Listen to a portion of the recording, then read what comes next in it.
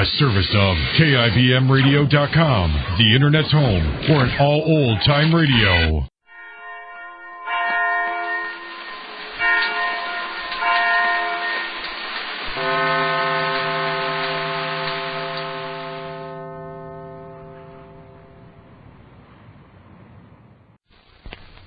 And now, Backstage Wife, the story of Mary Noble and what it means to be the wife of a famous star. Late yesterday afternoon, Mary hurried to visit her husband at the New York City jail, where he's awaiting trial for the murder of Oliver Wilson. She was filled with hope that Larry had lived through his anger at her, and once again believed there was no truth in the rumor of her infatuation for wealthy Rupert Barlow, who was the financial backer of Larry's last Broadway play. However, Mary's hopes were soon to be dashed when Larry told her, "Save your histrionics for the courtroom, Mary. When this trial is over, if I'm acquitted, I'll arrange to give you a divorce at once." Mary recoiled in horror.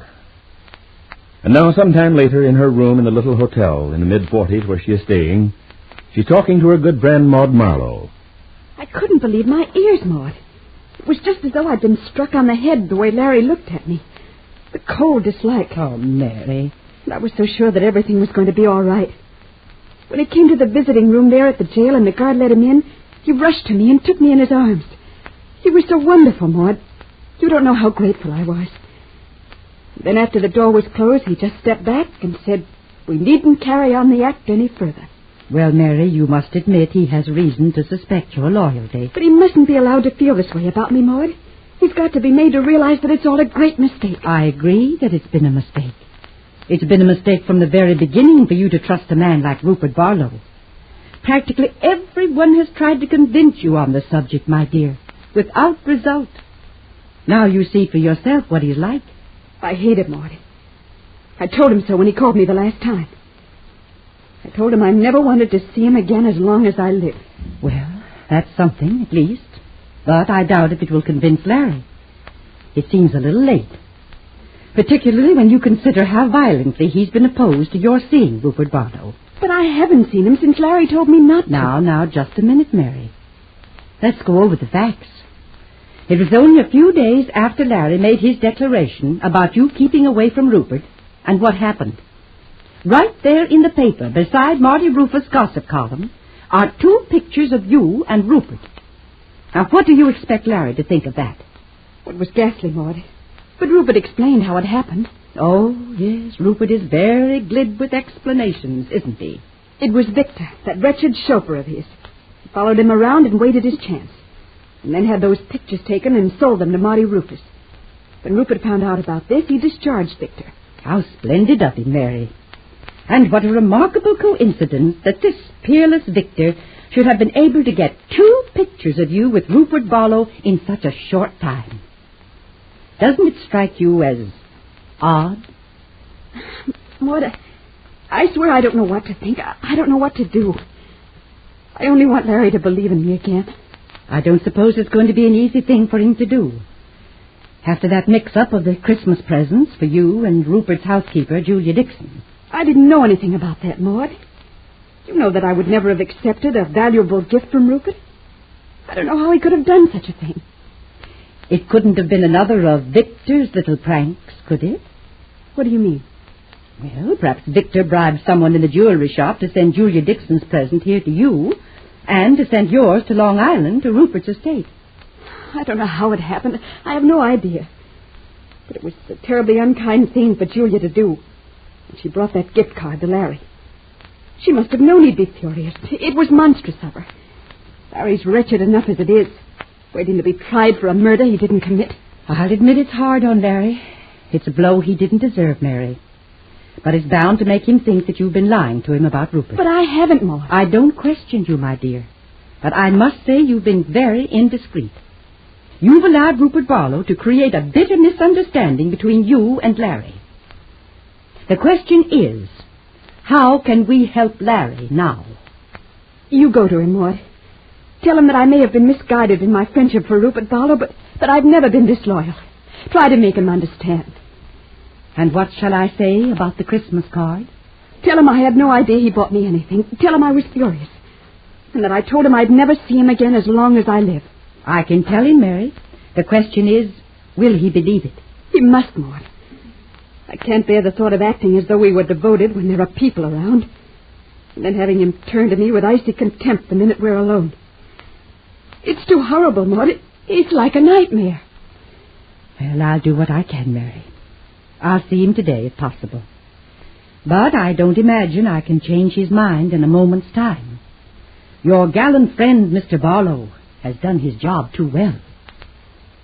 Meantime, in the library of his tremendous home on Long Island, Rupert Barlow is facing his housekeeper and secretary, Julia Dixon, as he says, So, you took the Christmas card I wrote to Mary and raced right to her husband with it. I was wondering how long before you'd find out about my visit to the New York City jail, Rupert. What made you do such a thing?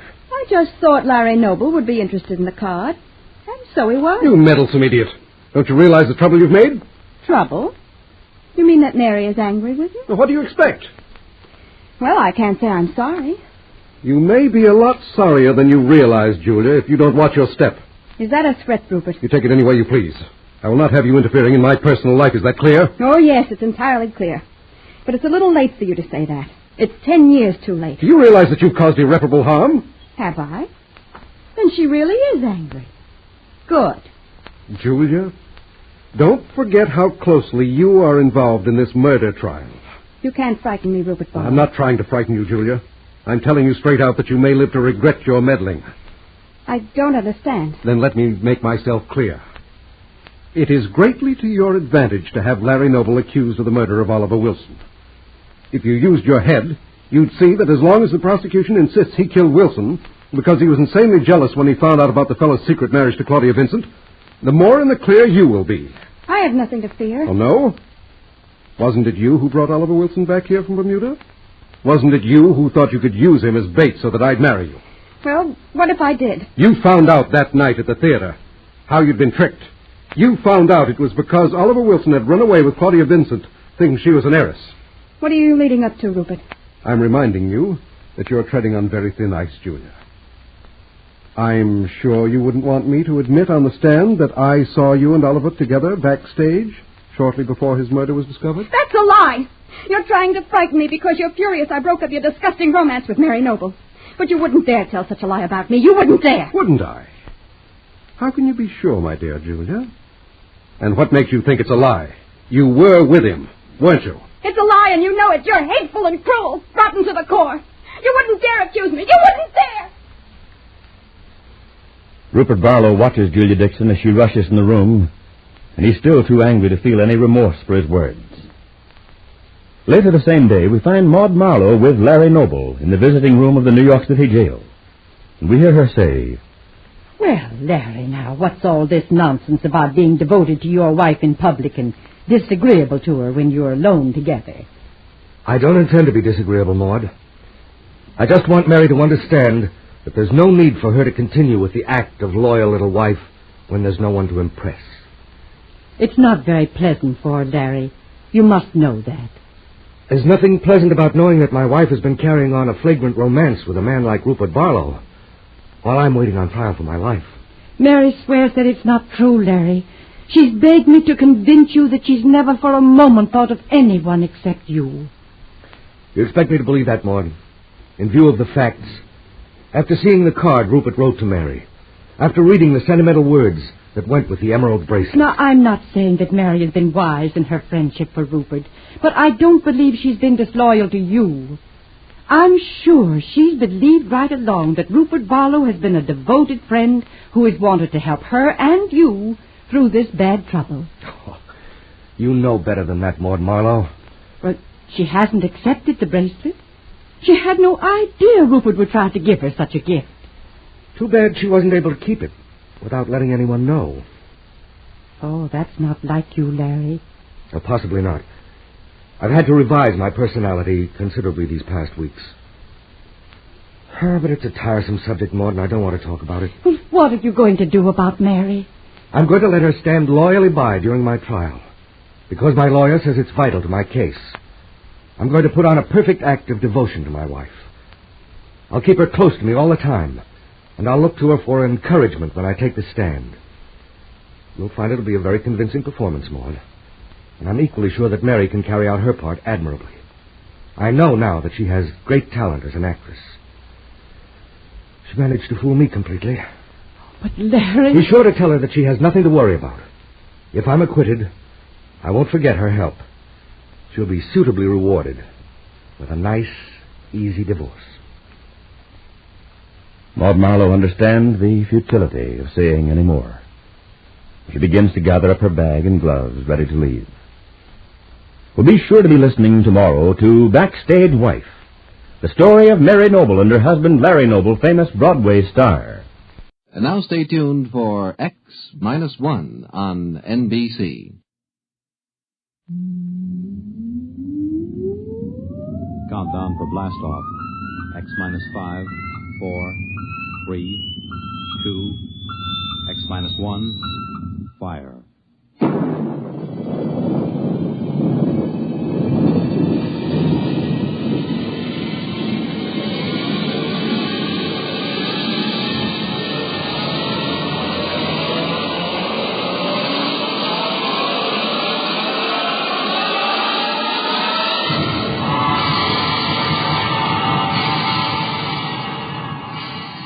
From the far horizons of the unknown come transcribed tales of new dimensions in time and space.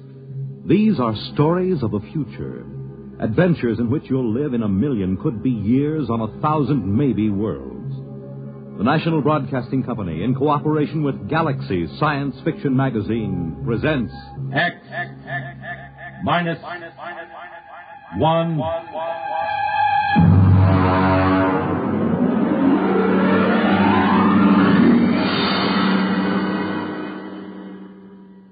Tonight, Wherever You May Be, by James E. Gunn.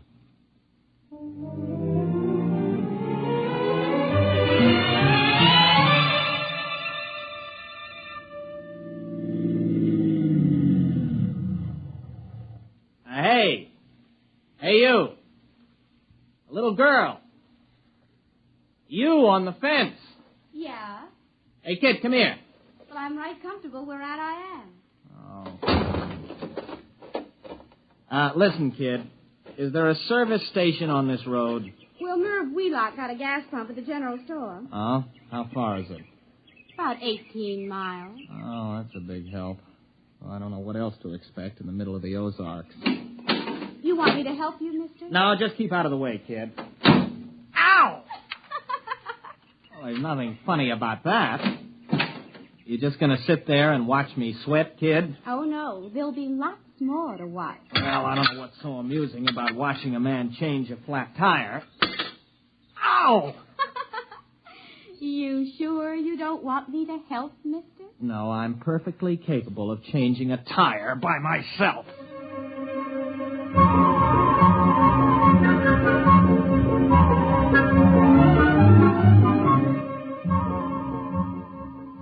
Look out, mister. It's rolling away. What? Your tire. It's rolling away. Hey, come back here, you.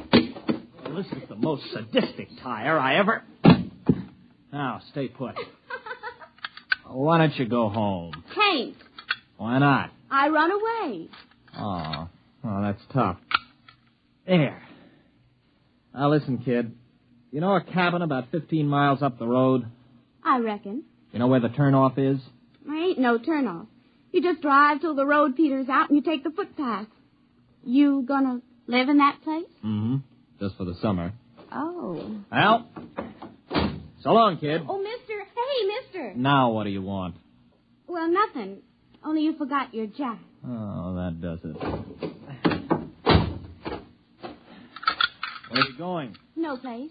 Thought you said you ran away. I surely did. Don't you have any relatives? No. Friends? No. All right, then, go on home. Oh, come on now. What are you crying for? All right, get in. I'll give you a lift. Now, listen, look out for those notes. There's over a year's work in those. Oh, a year's work in them pieces of paper? Uh-huh. Those are notes for the thesis I'm going to write. You write stories? No, research paper. I have to do it to get my degree at the university. Well, what's it called? I mean, the story you're writing. It's not a... It's called The Psychodynamics of Witchcraft, with special reference to the Salem trials of 1692. Oh, witches? Yeah. All right, where do you live, kid? Well, I can't go home. Pa'd beat me again. Oh, he pretty nigh skinned me alive, I guess. You mean he hit you? Little kid like you? Well, he don't use his fists. Not often. He uses his belt mostly. Look here. On my knee. See that black and blue mark? And this one? Never mind. Why does he hit you? He's just mean. Oh, he must have some reason. Oh, he wants me to catch some strong young fellow who'd do the work around the place. A gal don't bring in no money, he says. Leastwise, not a good one. You're much too young to get married. I'm 16. You don't look more than... Well, I don't know. Most girls my age got a couple of young ones. One, anyways. The way Pa carries on, you'd think I didn't want to get married. Now, it ain't my fault no fellow wants me. What seems to be the trouble? Mostly, I guess I'm just unlucky. One fella I went with pretty nearly a year. He busted his leg.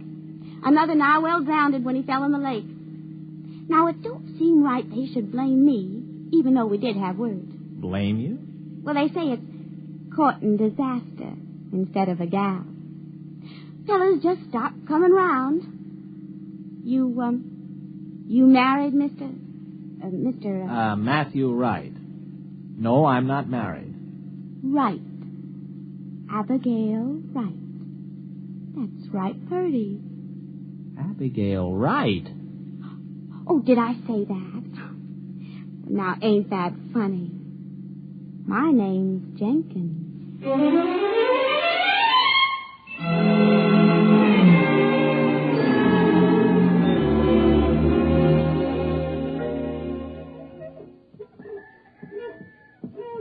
Mr. Jenkins? Oh, fine. I met your daughter on the road. I brought her back. Look, Mr. Jenkins, I got a pint bottle in my pocket. Care for a little drink?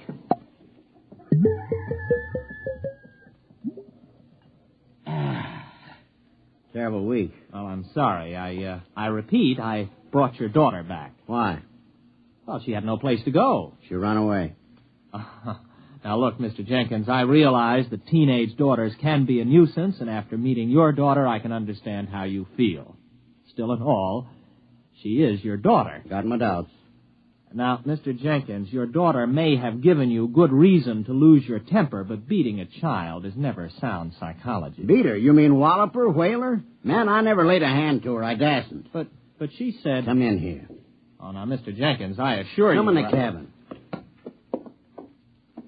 You look around this here room, mister. See them dishes all over the floor, those chairs all splintered like they was kindling, that table turned over bottom side topmost like a turtle on the road? You think I beat her? Well, the place is a shambles. I ain't saying Abby did it. But when she gets unhappy, things happen. Dishes come flying through the air. Funny things happen around Ab. Ever since she started filling out 5 or 6 years ago. Well, she's only 16. 16? Don't let on I told you, but she's past 18. There, you see? Oh, it just fell off the shelf. Well, look, you're a city fella, passable looking. Why don't you take her with you? What? Oh, now, wait a minute, Mr. Jenkins. Well, she's right pretty when she fixes up, and she can cook right smart. Go on, take her. Well, you must be mad. You can't give a girl away like that. If you'll excuse me, I think I'd better be going. Nobody asked you to bring her back. The gal eats more than I do. Oh, now, look, here. Here's $10. Buy yourself a jug. Well, I'd like to, but I can't do it. It ain't worth it. You brought her back. You can take her away. Oh, here's 15. Well, I should know better. All right, mister. I'll get her. It ain't no use, though, I can tell you, mister. All right, Abigail. Get out of the car. You're home. But, Pa... Oh, he isn't mad at you. He's welcoming you back. Now, come on, get out. Dirty, nasty old man. Serving right if that bottle he's pulling busted right over his head. Goodbye, Abby. And remind me never to see you again.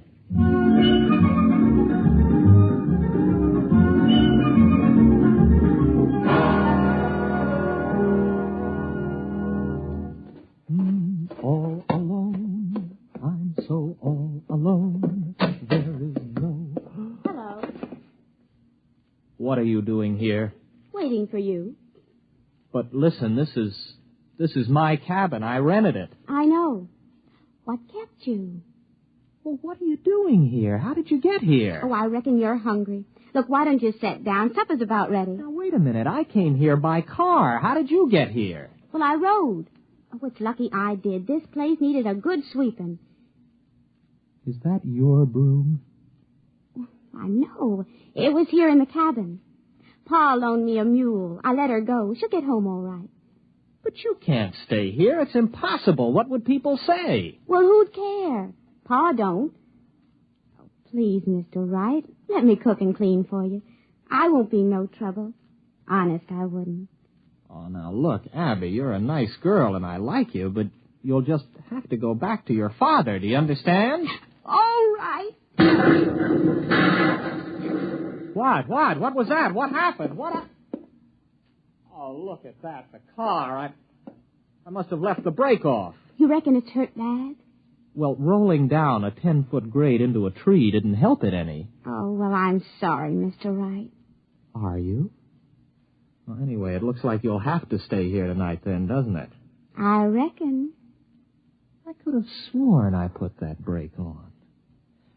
Listen, you're going back first thing in the morning. Oh, sure. Sure, Mr. Wright. I understand.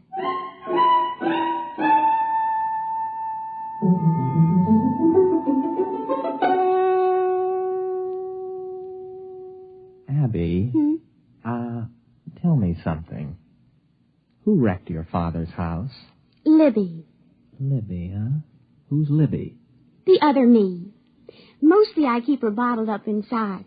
But when I feel sad and unhappy, I just can't keep her in. Then she just lets loose and goes wild. Schizo. Abby, where did you get an idea like that? Well, when I was born, I had a twin sister. Only she died real quick. And when I was bad, my ma used to say Libby would never have been mean or cross or naughty.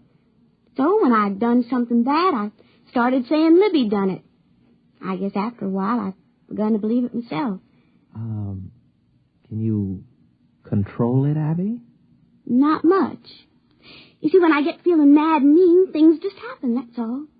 How about a rolling tire? You sure did look funny. Oh, I was just feeling mean about Pa, I guess, and I took it out on you. I don't believe it. It's absolutely impossible. It's primitive. It's straight out of Fraser's Golden Bough. There's got to be some explanation. Illusion or hypnosis. There's got to be some physical explanation. Well, I don't see why. I mean, if a thing just happens, you don't have to explain it. It's just there, ain't it? All right. Here. Now, make that cup move. Why? I want to see you do it. But I don't want to. I never wanted to do it. It just happened. Oh, come on, try. Now, no, Mr. Wright. Look, it never brung me nothing but misery. It's bad enough when you can't help it, but it's worse when you do it on purpose. Nothing good will come of it. Come on, try. I want you to move that cup. Now, go ahead, Abby. Just move it without touching it. I can't. I just can't. Why not? Why can't you? I don't know. I guess it's because I'm happy. Oh. You can't move it now. No.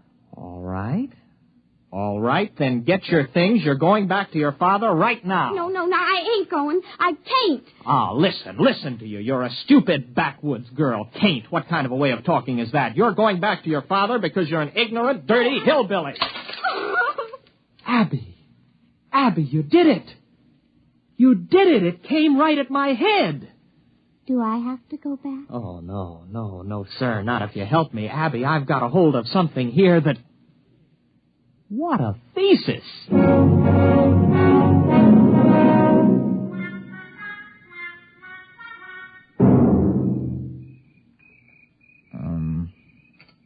Abby? What's, courting like here in the hills? Oh, sometimes we walk and look at things together and talk a little. But if the night is warm, we just sit and hold hands and whatever. Like this? Mr. Wright, do you like me a little bit? Oh, not marrying-like, but friendly-like. I like you very much, Abby. Very much. Oh, Mr. Wright. You kiss real pretty. Abby, what happened to your fellas? I mean, the other boys. Well, folks said I'd the evil eye.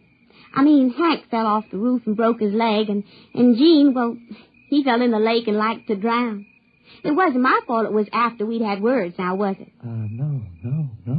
Mr. Wright, you're shivering. Maybe we'd better go get your jacket. Abby, tomorrow we're going to drive to Springfield to do some shopping. Really, Mr. Wright? Why, I ain't never been to Springfield. Oh, ain't that wonderful?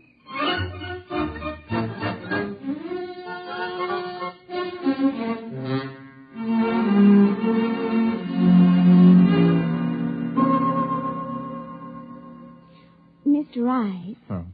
Are you happy, Abby? Oh, it's the happiest I've ever been in my life. I mean, eating in a fancy restaurant and even dancing and all.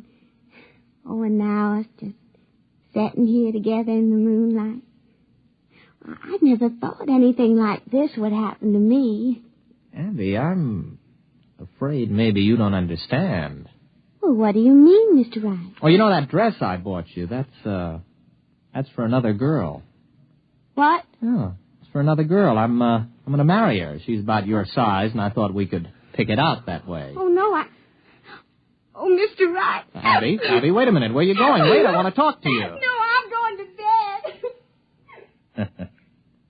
Matthew Wright, you are a no-good, miserable cad.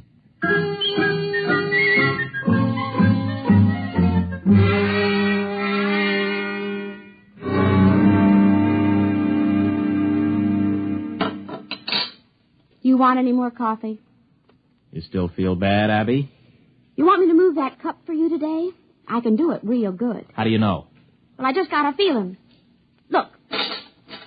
You can do it now? Sure, I guess. There, it's getting easier. Look, Abby, I want to get some things out of the car. I just happen to have them things for tests. There may be other powers. Well, I don't care much one way or the other, Mr. Wright. If it makes you happy, it's all right with me.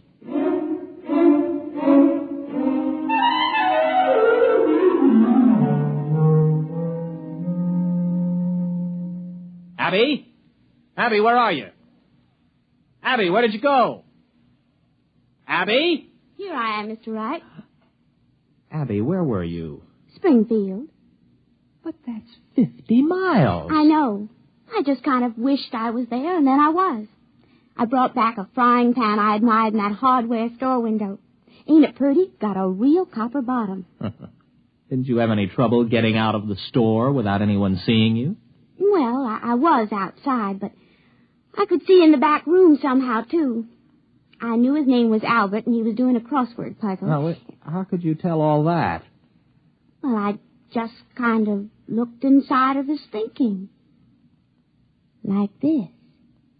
Wait a minute, Abby, don't.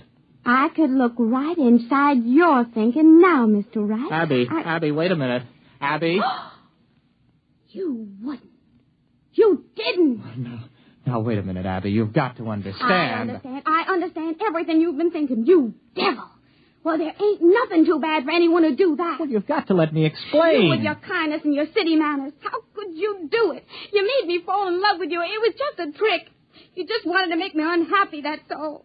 Why, even Pa was never that mean. I'd as soon marry up with a rattlesnake. Well, Abby, what are you going to do? Well, I haven't made up my mind yet. But I'll think of something.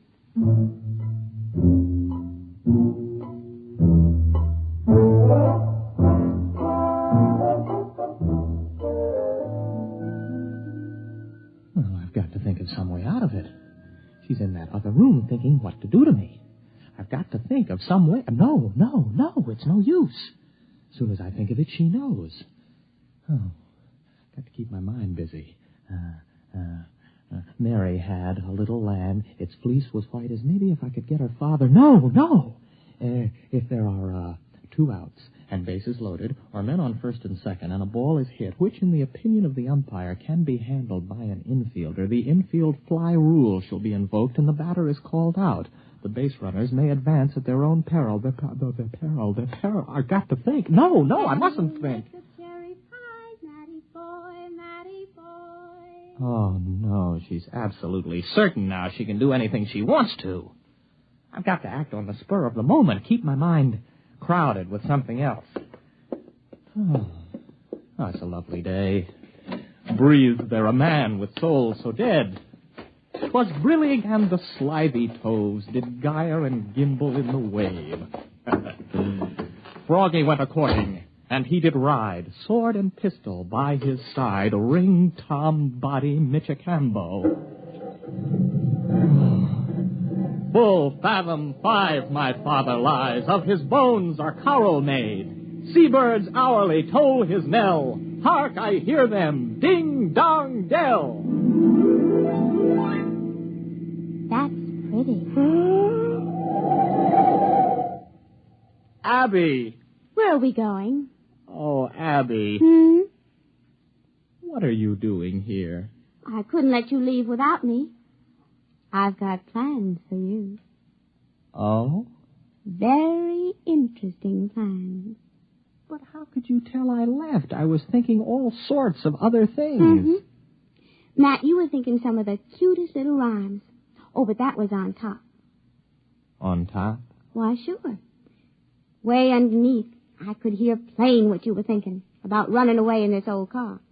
Well, then why didn't you stop me? Conk out the motor or something. Oh, I didn't want to. I told you I could see way down underneath the top of your thinking.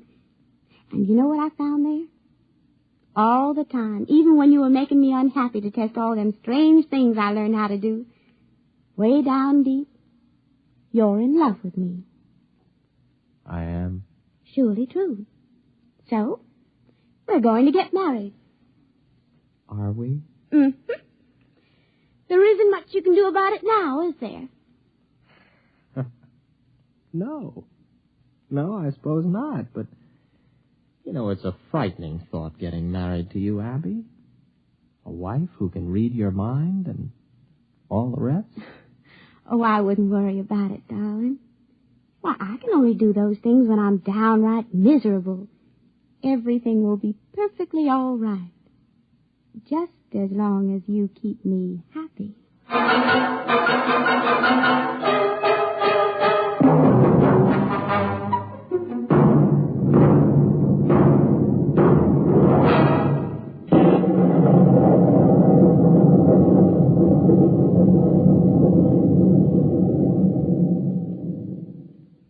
You have just heard X-1, presented by the National Broadcasting Company in cooperation with Galaxy Science Fiction Magazine, which this month features Early Model by Robert Sheckley, the story of a man who found that invulnerability was a fine asset when opening a new planet, provided you don't overdo it. Galaxy Magazine, on your newsstand today. Tonight, by transcription, X-1 has brought you Wherever You May Be, a story from the pages of Galaxy written by James E. Gunn and adapted for radio by Ernest Kenoy. Featured in the cast were William Redfield, Patsy O'Shea, and Jack Orrison. Your announcer, Fred Collins. X-1 was directed by Daniel Sutter and is an NBC Radio Network production.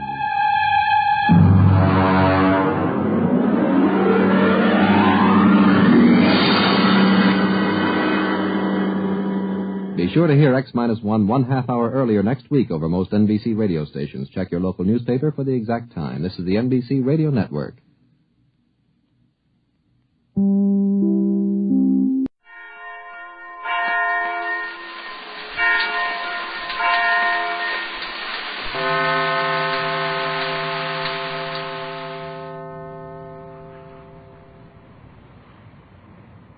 In just a moment, X-1. But first, Monitor takes you everywhere and brings you everything interesting, from news and on-the-spot interviews to offbeat features around the world. And Monitor also brings you the finest drama with original stories and Hollywood's top stars each week on Monitor World Theater. Now stay tuned for X-1 on NBC.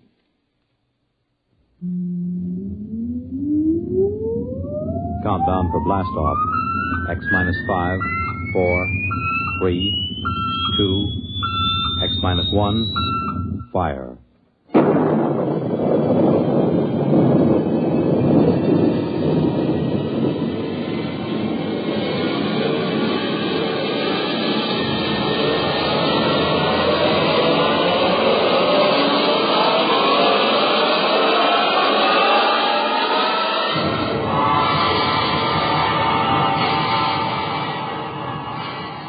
From the far horizons of the unknown come transcribed tales of new dimensions in time and space. These are stories of the future, adventures in which you'll live in a million, could be years, on 1,000 maybe worlds. The National Broadcasting Company, in cooperation with Galaxy Science Fiction Magazine, presents X minus 1.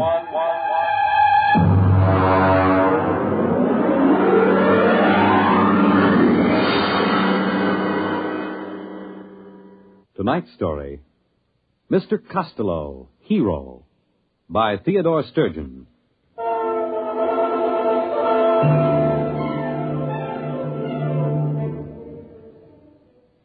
It began the day the skipper called me into his cabin. I'd been a purser aboard the spaceship Star Climber for almost 12 years, and I'd never yet been asked to Iron Man's cabin. But then a lot of strange things had been happening on this trip to Boranguen. Come in. Oh. Sit down, Purser. I said sit down. Yes, sir. All right. Here's a deck of cards. Deal. Sir? I said deal. 5-card draw. Go on, man. Yes, sir. Well? 3 of a kind, sir. You didn't draw. I beg your pardon? When you play draw poker, you're supposed to draw. If you don't draw, you're supposed to give your opponent a chance to draw. Now, mister, did you ask me to draw? Well, we haven't been playing that way recently. Who changed the rules? I don't know. Uh-huh. Let me ask you something else. You stood a watch last night in the ship's galley. Why, yes, sir. Has anybody ordered a galley watch? Well, no, sir, but it isn't against the rules, is it? Against the rules? No, it isn't. Now tell me, does the cook mind having a man watching him 24 hours a day? Well, no, sir. You see, that way he knows everybody can trust him. You mean that way you know he won't poison you? Well, yes, sir. Now tell me, Purser, who aboard this ship suggested that the cook might try to poison you? Well, I really couldn't say, sir. It just came up. Well, Cookie doesn't mind, sir. Really, he doesn't. He says if he's watched all the time, then nobody can suspect him, so he doesn't mind. All right. Now, let's proceed to something else. How long has it been customary for the deck officer to bring a witness with him when he takes over the watch? That's out of my department, now, sir. Now, think hard, Purser. Did you ever hear of a deck officer bringing a witness with him before this trip? No, sir. Or stand a galley watch? No, sir. Or play draw poker without drawing? No, sir. Now, one more thing. Yes, sir? We never had Mr. Costello as a passenger on this ship before, did we? Mr. Costello? Mr. Costello. No, sir, we didn't. Okay. Ask him to come to my cabin. But... That's an order, mister! Yes, sir.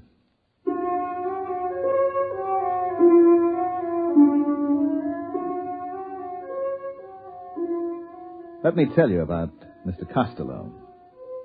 He was our only passenger.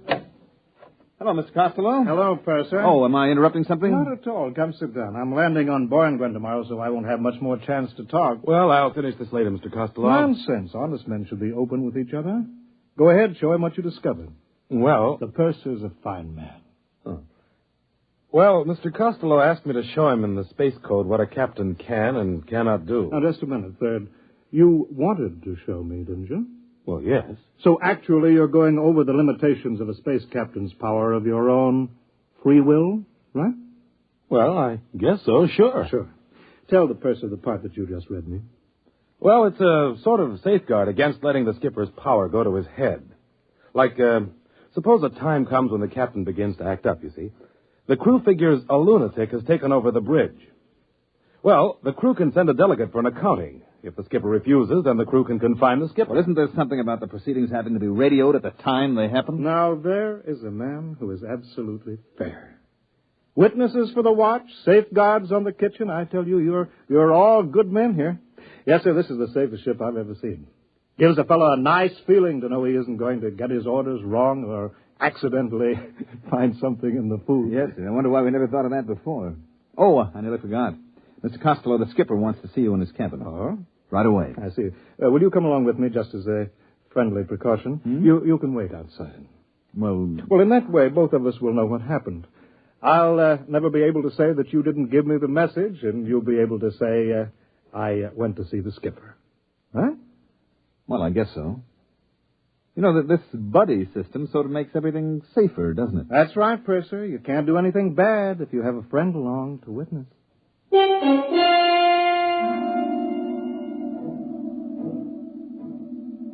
Mr. Costello and I went to the captain's cabin, and I waited outside. After a while, I could hear them shouting.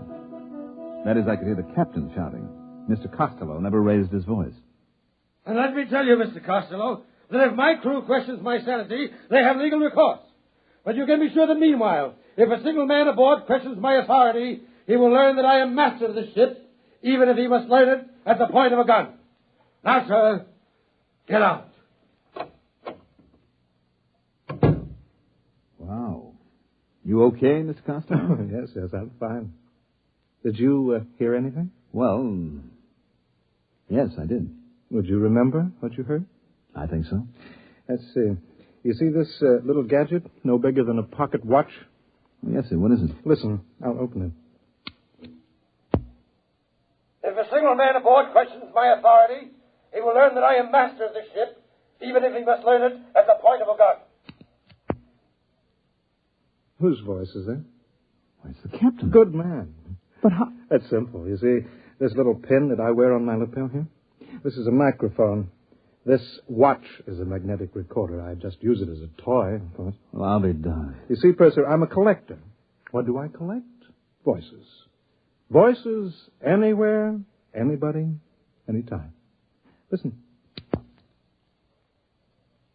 A lunatic has taken over the bridge. Why, that's the third officer. Mm-hmm. Listen to this now. I better not, Mr. Costello. I wouldn't want you thinking I take bribes from passengers. Recognize it? Why, that's my voice. Exactly. The time you brought me the special radio message from Earth Central. And you offered me a blue gemstone, and I said... Hey, listen to this. I take bribes from passengers. Well, if that isn't the end... Cute, huh? Well, I guess I'll get back to my cabin and pack. When do we arrive at Borengwin? 6 tomorrow morning. Oh, good. By the way, I'd like you to come see me when you put in there again. Well, that's very nice, sir, but you're an important man, and I'm just Nonsense. I insist that you visit me. Well, that's real nice. Oh, by the way, what's the major trade on Borengwin? Glunker. Glunker? Yes, it's a kind of soft fur. You can make a warm coat out of it that will roll up into a thimble. You don't say. And the Glunker trade, that's carried out by trappers? Mostly. Mm-hmm. They work alone and bring in the pelts. I see. They spend a lot of time alone, huh? That's right. You know, sometimes I envy them. I mean, working on a ship, you're almost never alone, and the way I see it, a man needs to be alone sometimes. Correction. Only, I repeat, only if he has something to hide. Otherwise, to be alone is antisocial and evil. We put in at Borengwin the following morning. I stood at the ramp of the ship and checked out the supplies and checked in the Glunker pelts that we were taking back to Earth. The Borengwin people were a nice, independent, easygoing bunch. I knew a Borengwin woman named Nola, and she came out to the ship to see me. 15,000 Glunker pelts. Check. 300 pounds of radioactive ergite. Check. Just put that shipment of show seed over next to the ramp. Hello. What? Well, Nola. I saw your ship on the cargo manifest. Well, it's good to see you. Will you be on Borengwin long? Just for a day or so. Listen, I have to get this cargo checked in. Can we see each other later? I'll be through at the spaceport at 16 hours. Oh, good. Suppose I... Oh, excuse me a minute. Here comes our passenger. Well, good morning. I see we've arrived safely. Yes, sir. I expected you out before this. I had a few items to get in order. Oh, Mr. Costello, this is Nola. She's a Borangüena. Well, it's very nice to meet you. This is a real nice guy, Nola. See that he doesn't have any trouble with customs, will you? Nola works here. Any friend of the purser? Wonderful.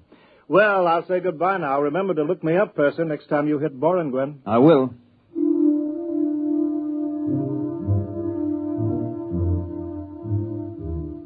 He gave me that big, warm handshake of his and clapped his arm on my shoulder.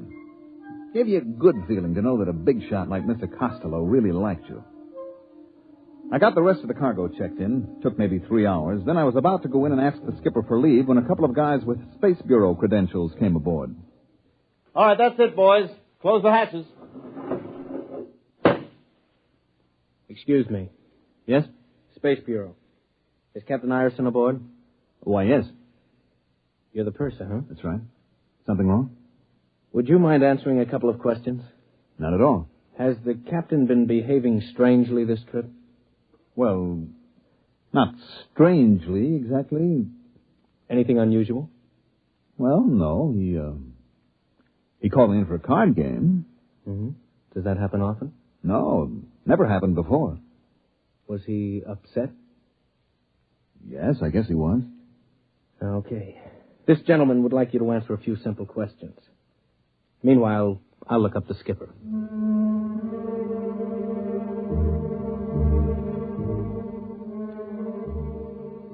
They took the skipper off the ship and left Borangüen the next morning with a new skipper assigned by the port captain. There was a rumor later that old Iron Man had been court-martialed or something. Nobody knew for certain. We made the rounds after that. Sigma, Nightingale, Carano, all the planets in the fourth system. We even went back to Earth with a load of blizzard skins and black prints.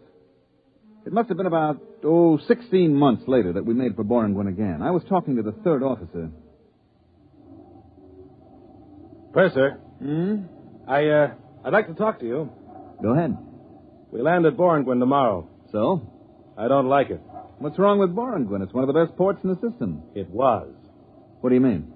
We got a radiogram from the Borangüen Customs a little while ago. Okay, we got a radiogram. Some bureaucrat sent it. Nothing will happen. Another thing. The way it was signed. How was it signed? Loneliness is evil. Port Captain Borangüen. Loneliness is evil? That's what it said. On a government radiogram? Mm-hmm. Loneliness is evil. Where did I hear that before?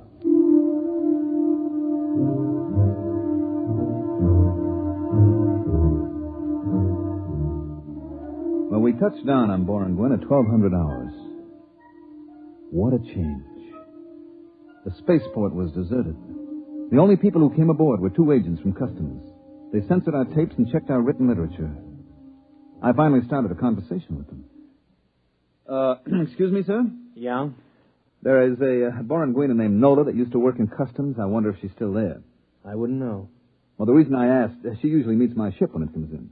Yeah, I see. Well, maybe I'll look her up. She has an apartment on R Street. She won't be living there.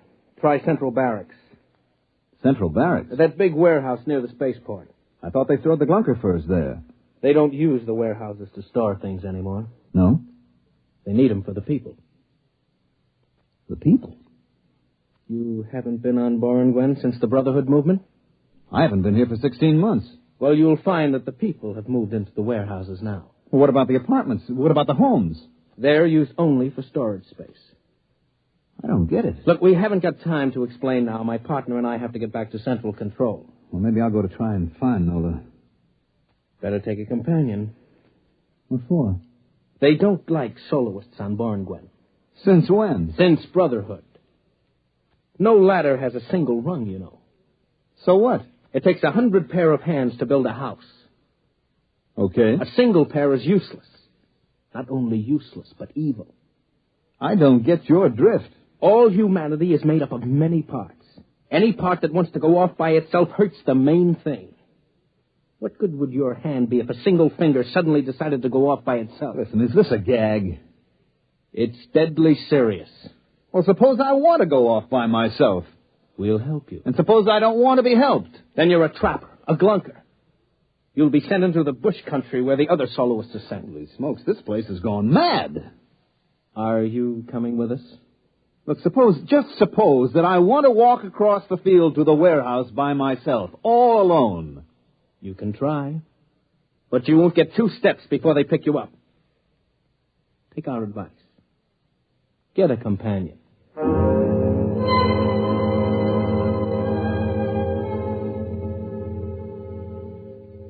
I let them take me over to the barracks, the place that used to be a warehouse. It was unbelievable. The place had been completely cleared of every wall, every partition. There, in front of my eyes, were 10,000 beds, cots, and mattresses spread out over the entire floor of the warehouse. The light was blinding. Huge floods and spots bathed every square inch. Nothing was concealed. Even the plumbing, showers, tubs, sinks were lined up against an open wall. The agents came in with me and stood at the door. A cluster of Boranguen people waited in a roped-off area. This is it. Wow. The customs personnel are in that 3rd aisle going north. I'll walk down there. Thanks for the company. It's a duty. Wait. I'll get you a companion. Anyone for the 3rd aisle going north? 3rd aisle going north. Yeah. Here comes a man. He'll accompany you.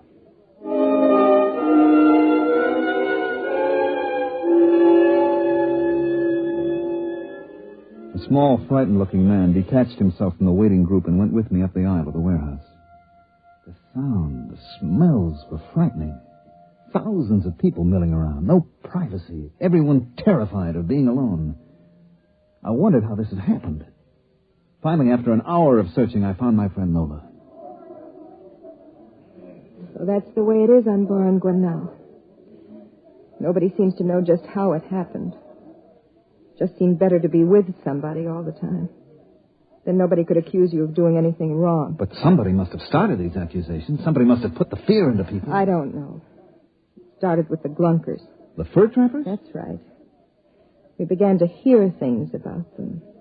That they were thieves, that they planned to take over the city. Just rumors, of course. And pretty soon, if you didn't like somebody, you called him a glunker. Then there were signs. No glunkers allowed. You know? Oh, I saw some. We began to hear about it on the televisor, and pretty soon they appointed a committee to investigate and find out if there was any truth to the rumors about the glunkers. It was headed by Mr. Costello. Costello? Mr. Costello? He's a big shot now. Owns half the city, I guess. Well, it can't be the same one. Yes, it is. I've seen him. When did everybody move to the central warehouse? When the police started picking up soloists, everybody began to move in together. Didn't take long. That's the strange thing. How little time it took.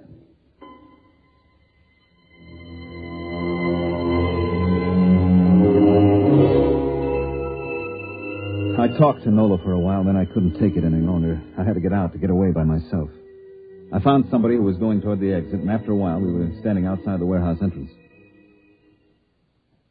I'm going south. I'm going north to the spaceport. Oh. Tell me, does anybody travel alone? Sometimes we take a chance on it. I guess I'll have to take a chance right now. I'll be late for my job if somebody doesn't come along soon. Where do you work? That orange building right across the street. Would you like me to walk with you? Oh, you'll just get stranded there. I'll make a run for it. The street looks clear. Well, thanks for the company. Not at all. So long. Hey, mister, look out, that car. Look out! Why, you... Is he dead? Yes, sir. That was deliberate. I saw it. Hello, Purser.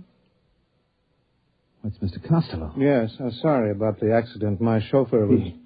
He tried to run away. That's what happens to soloists. If he'd had a companion to warn him, to thrust him out of the way. You understand that, don't you, Purser?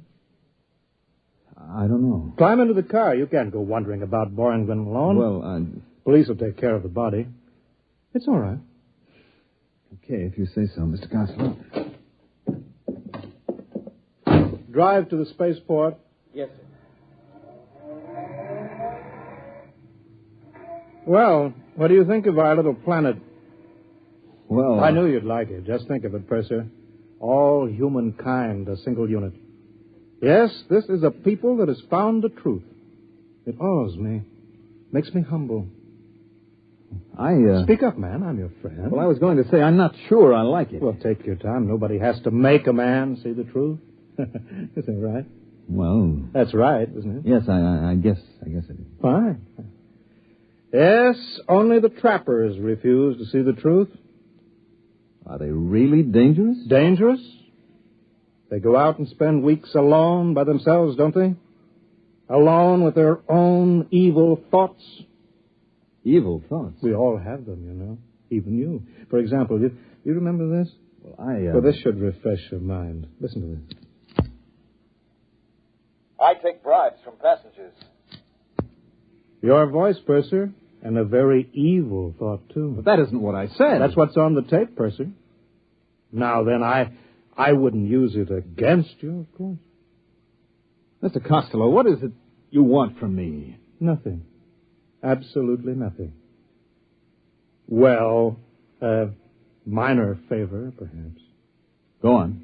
Your ship is going back to Earth after it leaves Bornglin. Yes? You will have a passenger. I didn't know that. To be exact, a mentally deranged man.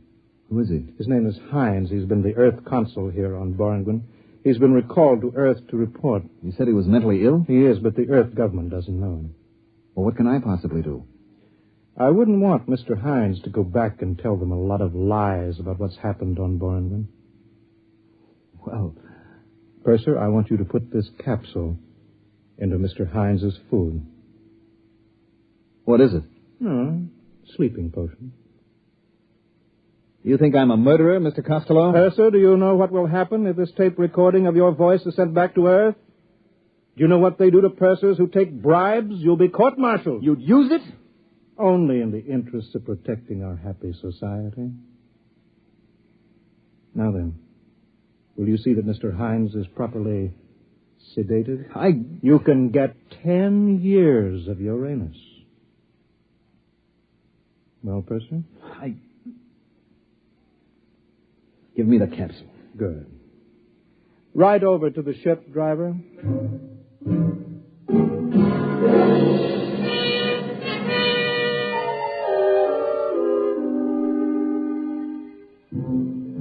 The first day out, the Earth Council, Mr. Hines, was in his cabin, and I brought him his dinner. He was a tense, nervous little man. Is your dinner, sir? Put it down, Steward. Oh, I'm the purser, sir. The steward's ill, and I'm helping out. I see. Do you know what's happened on Bornglin? I was only there a few hours, Mr. Hines. Let me tell you, then. You won't believe it. Nobody will believe it. First, it was a little wedge, driven in the one place it might exist between the city people and the trappers, the glunkers. Suddenly, the glunkers were a menace. Then came the changes. You didn't have to prove that a glumper had done anything. You just had to prove he was a glunker. It all happened so fast.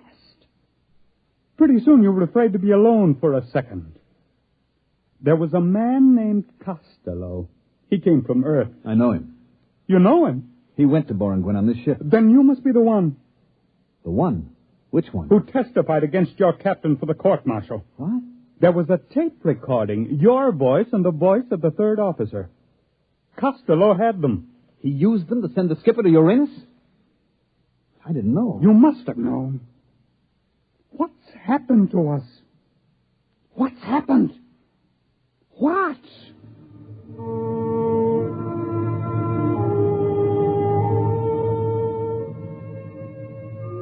I got him into his bunk and gave him a sedative. Then I took away the food I'd fixed for him. I still had Costello's poison capsule in my pocket.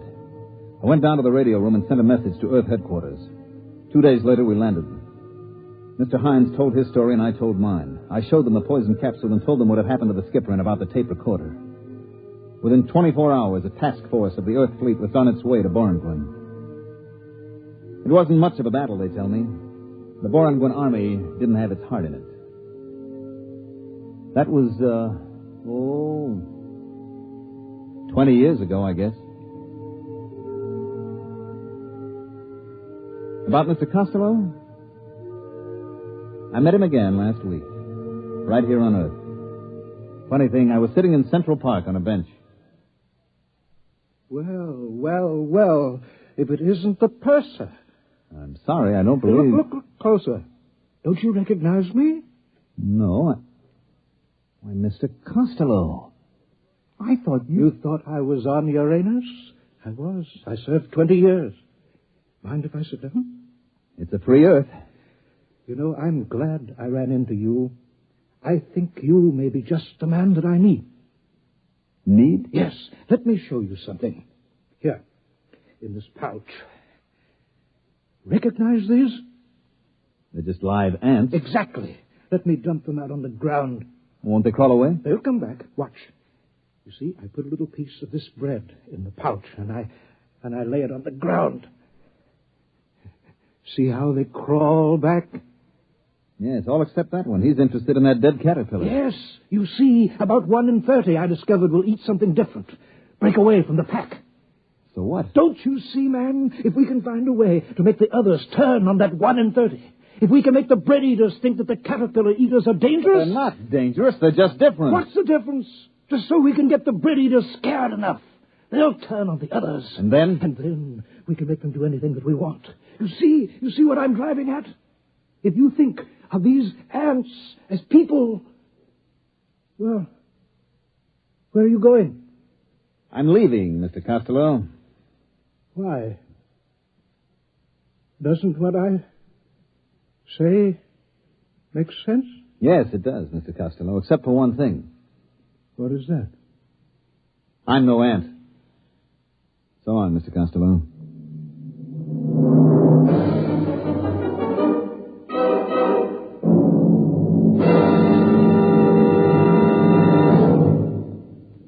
You have just heard X-1, presented by the National Broadcasting Company in cooperation with Galaxy Science Fiction Magazine, which this month features The Claustrophile, an unusual story by Theodore Sturgeon, which turns common sense completely around and plumps it down squarely on its feet. Galaxy Magazine, on your newsstand today. Tonight, by transcription, X-1 has brought you Mr. Costello Hero, a story from the pages of Galaxy written by Theodore Sturgeon and adapted for radio by George Lefferts. Featured in the cast were Wendell Holmes, Mandel Kramer, Bob Hastings, Joe DeSantis, Terry Keane, James Stevens, James Dukas, and Raymond Edward Johnson. Your announcer, Fred Collins. X-1 was directed by Daniel Sutter and is an NBC Radio Network production.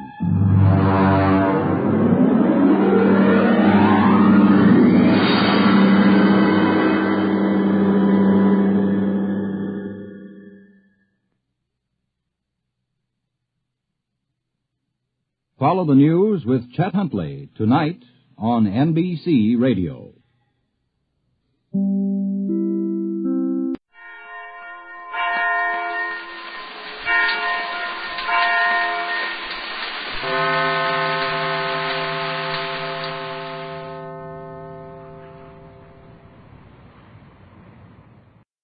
When Jerry Hall managed to get a homing pigeon off through the magnetic fog ring surrounding the Magic Island, the hopes of the Gregory party ran high. Several hours have now passed. It is daylight. The pigeon should have reached the rescue boat with Johnson aboard, but no word has come from Johnson. The radio is silent. Mrs. Gregory and Joan are pacing the deck of the yacht, waiting for news, while Jerry and Captain Tex Bradford are looking around on the strange Isle of Euclidia. Here it is after 8 o'clock, Joan. That pigeon has been gone for 8 hours. And if Johnson has the other boat in the position we expect him to be in... Oh, I forgot we're being overheard, of course. No, Mother. When the fog ring is down and the air is clear as you see it today, it is almost impossible for the sound waves to be picked up this far from the control room. It is only when we are indoors or against some opaque surface that the danger of being overheard is great. And with the fog ring down, there is nothing for the sound waves to be refracted from. Then G47 and his men must figure that they're very safe today. I have never seen the island as unprotected as it appears to be now. And that is dangerous, Mother. In what way, dear? Nothing on Euclidia is ever what it appears to be. And the fact that it is apparently quiet and safe makes me very sure that some horrible danger threatens. Well, what could happen, Joan? I feel we're all reasonably safe so long as G47 wants Captain Bradford's formula and doesn't get it. That is true. But how long will it be before he does get it? I think you're needlessly afraid of these scientists, Joan. Tex Bradford is one of the cleverest men I know, and it's entirely possible that he may outwit G47. I hope you are right, Mother dear. How good it is to hear you say that, Mother dear. For 14 long years I've looked the world over for you, and at last we're together. Everything seems so bright and cheerful today, the sea so green and sparkling, the air so clear. It's almost as if this island were all a horrible dream. All that is because the alarms and prisms show there is no boat within 200 miles of us. But let one of those alarms ring, or a shadow cross the plate of one of the reflectors, and in less than 30 seconds the ring of magnetic fog will surround and cover the island, and it becomes just a prison, shut off from the world. We'll find some way to get back to that world, dear, and then you'll love it just as we do. One thing that worries me, Mother. Yes, dear? That little pigeon left there in his coat. Should we not hide it? G47 was taken away as soon as he discovered the other one had been used. Tex and I thought of that, but decided it was safer to leave it there. But, Mother... Mother? Yes, of course, but he should be. Mother, what are you talking about? What? Oh, excuse me, dear. But the significance of something you said a moment ago just occurred to me. Something I said? Yes. You said the fog was not in use, and the watch relaxed on the island because the alarms registered no disturbance within 200 miles. That is right, Mother. A boat of any size with motors running would set off the alarms at 200 miles. Then that means that Johnson is not where we expected him to be. He should be within 200 miles. And if he's not, where is he? Would that mean the little pigeon could not get to him? It might, though twice the distance would be easy for the bird. But if Johnson's boat is running away or far off the course, it could give the pigeon serious trouble. Then Captain Bradford's formula would be lost with the little pigeon. The formula wouldn't matter if it didn't fall into someone else's hands, as Tex could always write that out from memory.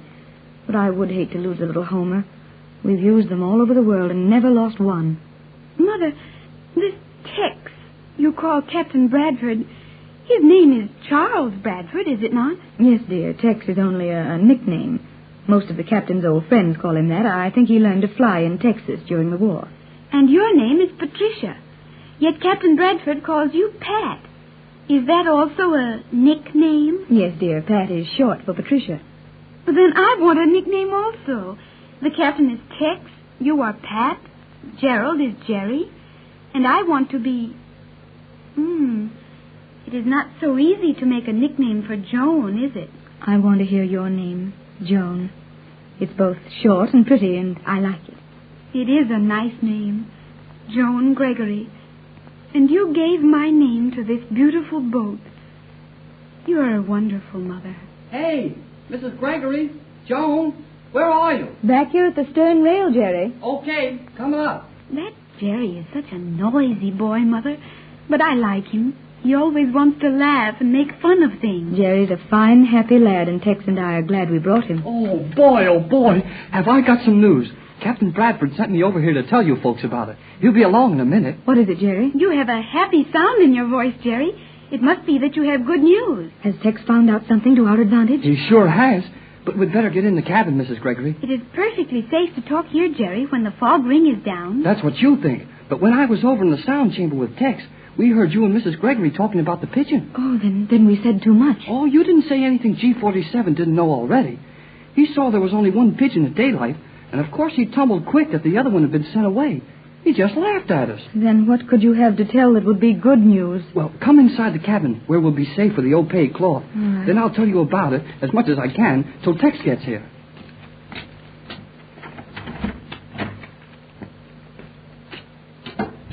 Now, what is it, Jerry? Well, old G47 let Tex and I look through the universal prism reflectors. They were trying to locate Johnson's boat.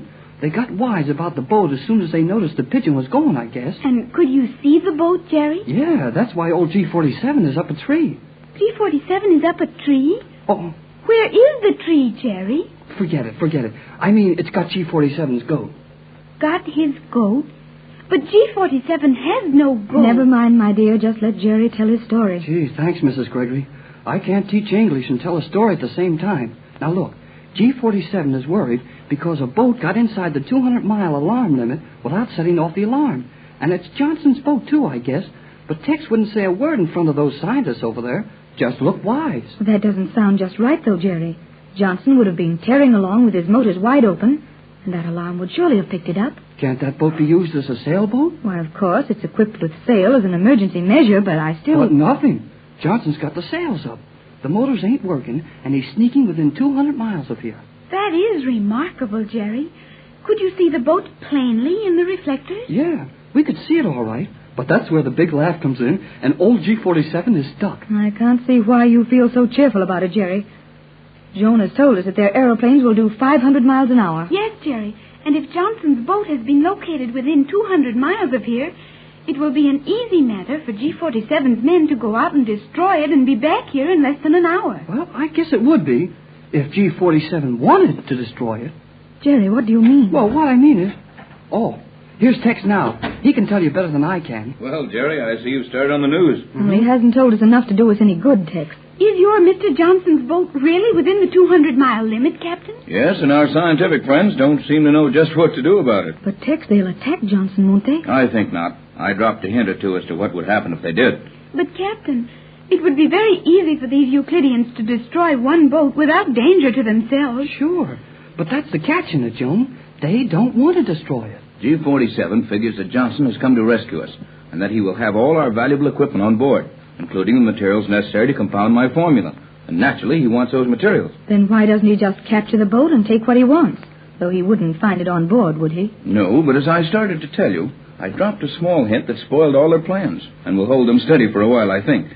G47 admitted he knew about the Pigeon, so I admitted that the message on the Pigeon contained orders to Johnson to abandon and destroy the ship if attacked. Did you really send such orders? No, but G47 won't harm that boat as long as he thinks anything of value is on it. Wonderful, Tex. Now we have time to get the truth to Johnson. I do not like it at all. Why? What's the matter with it? G47 would not give up so easily. Something is wrong. What could he do about it? Many things. And I'm afraid you will hear more from G47 about this. Oh, you're always so gloomy. Joan has lived 14 years on this island, Jerry. She knows more about the power here than we do. Even so, I don't see where anything could be wrong with this unless... That could be it. What, Tex? Joan, could those reflectors they let me look in be tampered with? I mean, so that they could distort the image from me and see it clearly themselves? See something they did not let me see? I am not sure. But I know that unless you understand the readings of all the instruments and graphs on them, it would be easy to confuse you as to what you were looking at. Gee, Tex, you don't think there's any mistake about that? You'd know Johnson's boat, wouldn't you? I mean, as plain as we could see it there. Well, I ought to, kid, but Joan has set me wondering. You think it's possible they showed you a false image or the image of another boat just to get you to say or do something that might help them to locate and run down Johnson's boat easier? How about that, Joan? Could that be done? It could be done easily. I remember when that poor old sailor was here on the island. The Euclideans would often let him look in the reflectors and show him a battleship approaching, telling him it was coming to take him home. And then they'd laugh at him and show him it was merely a reflection of a ship model being built in one of the construction chambers right here on the island. Oh, this is certainly a mad setup. Joan's all worried because G47 isn't worried enough about the Pigeon. What do you think, Captain? Yeah, that worries me, too. And now that Joan has shown me that my visit to the reflectors might have been just a game at my expense, I don't know. And then, too, you must remember that the alarm did not ring. And if your boat was within 200 miles, it should have rung. And if the boat is not within 200 miles, that's equally as bad. As Johnson couldn't possibly know enough of what we're up against here to keep outside the 200-mile limit. That one code message we got through to him on the radio, that might have tipped him off to staying away. Yeah, but if he turned off too soon and ran away too fast and too far, Pigeon didn't get to him. So there we are, right back where we started. Come in. G47. Oh, gee whiskers. The Pigeon. He's got the Pigeon, Tex. Yes, I see. If you have finished your stupid soliloquies, one of you might want to take this Pigeon and return it to the code. Then the Pigeon didn't get through the fog? But why? There's nothing metallic on it. A ring of gas within the fog. The bird fell to the island. Then you've had that Pigeon since midnight last night? And all that show of worry over the boat and the reflectors was for my benefit, eh? Tex, your formula's gone from the bird's leg. Oh, Captain Bradford, G47 has your formula. Precisely. My assistants are working to compound it in the laboratory now. When they succeed, the lives of you three will be of no further use to the world.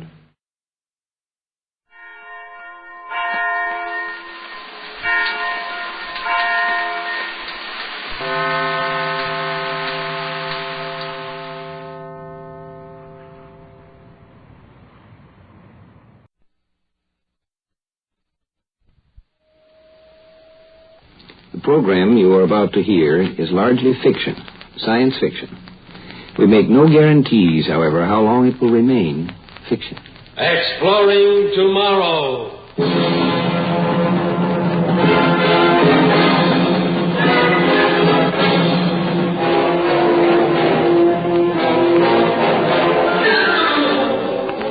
And now, here is your guide to these adventures of the mind, John Campbell, Jr. The philosophers down the ages have hassled a long time and with many words about the good, the true, and the beautiful. The true, well, that can be defined pretty objectively. But there's a peculiar thing about beautiful. What is beauty? And in whose terms? Makes it difficult. With the story of The Adventure of the Beauty Queen, which stars Miss Charlotte Sheffield, Miss United States of 1958.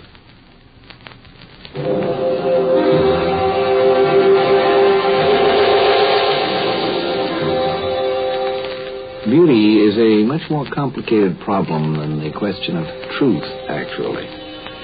A truth is an eternal thing. If it's true, it's true, and that's that. But beauty is appropriate.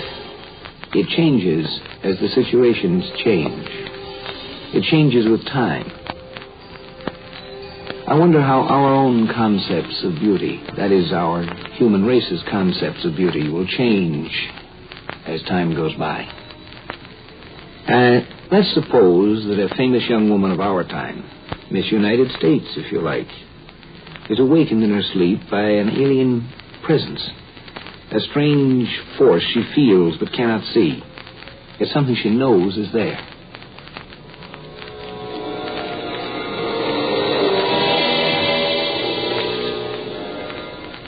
Who are you? You know I am here. Yes. Can you see me? No. Nor can I see you. I am conscious I am with you. Dreams, of course. No, it's real. Who are you? A man who in your terms belongs to the distant future. I am unborn in the way you think of it. And to me, you have been dead over 1,000 years, were I back in my own orbit. Someone's playing a joke. No, this is no joke. But please, don't be afraid. I mean no harm. You're dead 1,000 years. Whoever you are, what are you talking about? Listen to me. Try to understand. I belong to a race of scientists. In simple words you can understand, we have a device which enables us to project ourselves into the past. You belong to the past. Do you understand? Yes. The device has made me conscious of you for a long time. I have used it to explore the past, and in these explorations, I have searched for the highest form of human beauty. How do you know whether or not I'm beautiful if you can't see me? The device tells me you're beautiful. Beauty, real beauty, is a force that transmits itself, that can be picked up by a form of radar. Please understand, I'm only using terms I think you can follow. In my own orbit, I would not even talk to a child in such simple terms. Go away. Please go away. I can't. I'm in love with you. What? In love with you. In love? Yes. Oh. Very much. Is it funny? Oh, yes. I don't think it is. But it is. Do women of your time always laugh at a man's love? Oh, don't be silly. I wasn't laughing at you. Well, then at what? I just thought it was very funny. The idea of your being in love with a blip on a radar screen. After all, that's about what I am to you, isn't it? Oh, no. It must be. No. The radar screen, as you call it, simply picked you up, pointed you out to us. Us? My associates and I. Oh. I felt very strongly drawn to you. I convinced my associates to conduct further experiments, actual contact with someone out of the past. You. I had to know you. I had to come into orbit with you. Look, don't you think this joke has gone far enough? I told you this is not a joke. Of course it is. Well, you know better.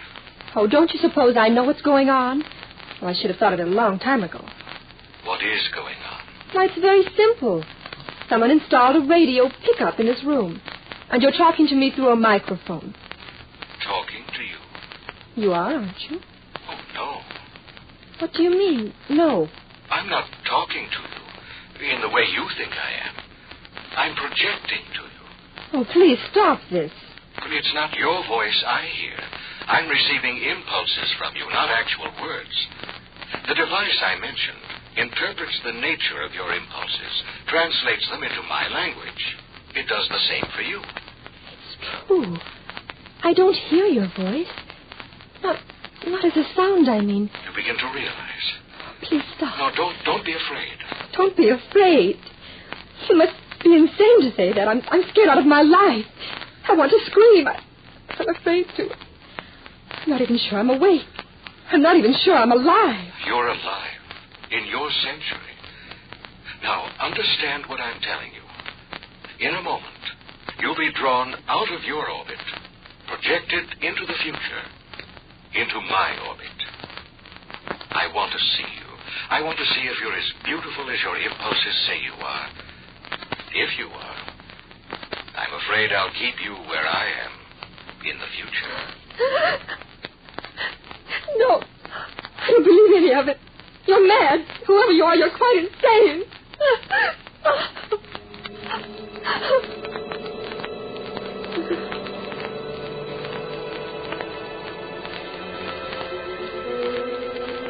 Are you receiving me? Don't be afraid. You're in limbo, on your way into my orbit.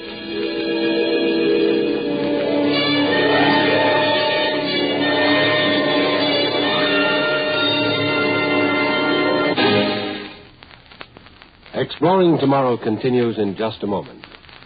All of us, as American citizens, believe in our inherent liberties and freedoms, such as the freedom of the individual to choose and elect his own national representatives. It has been said that there is only one ruling class in America, the people themselves, who, through their vote, have established the law of our land.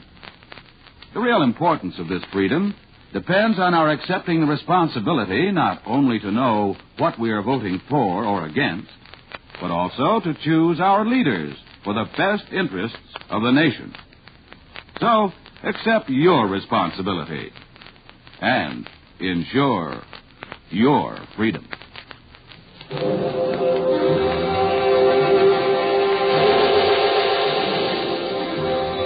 Of all things men have discussed and considered today, time is the one of which we know least. We know how to travel in space, and recent physical work has indicated that actually things can travel backwards as well as forwards in time, but we know nothing about it. And one of the things that would be strange on this, how long does it take to travel through time? When you are traveling through time itself, how long does it take to go from now to then? How long was Miss United States in that limbo before she was there?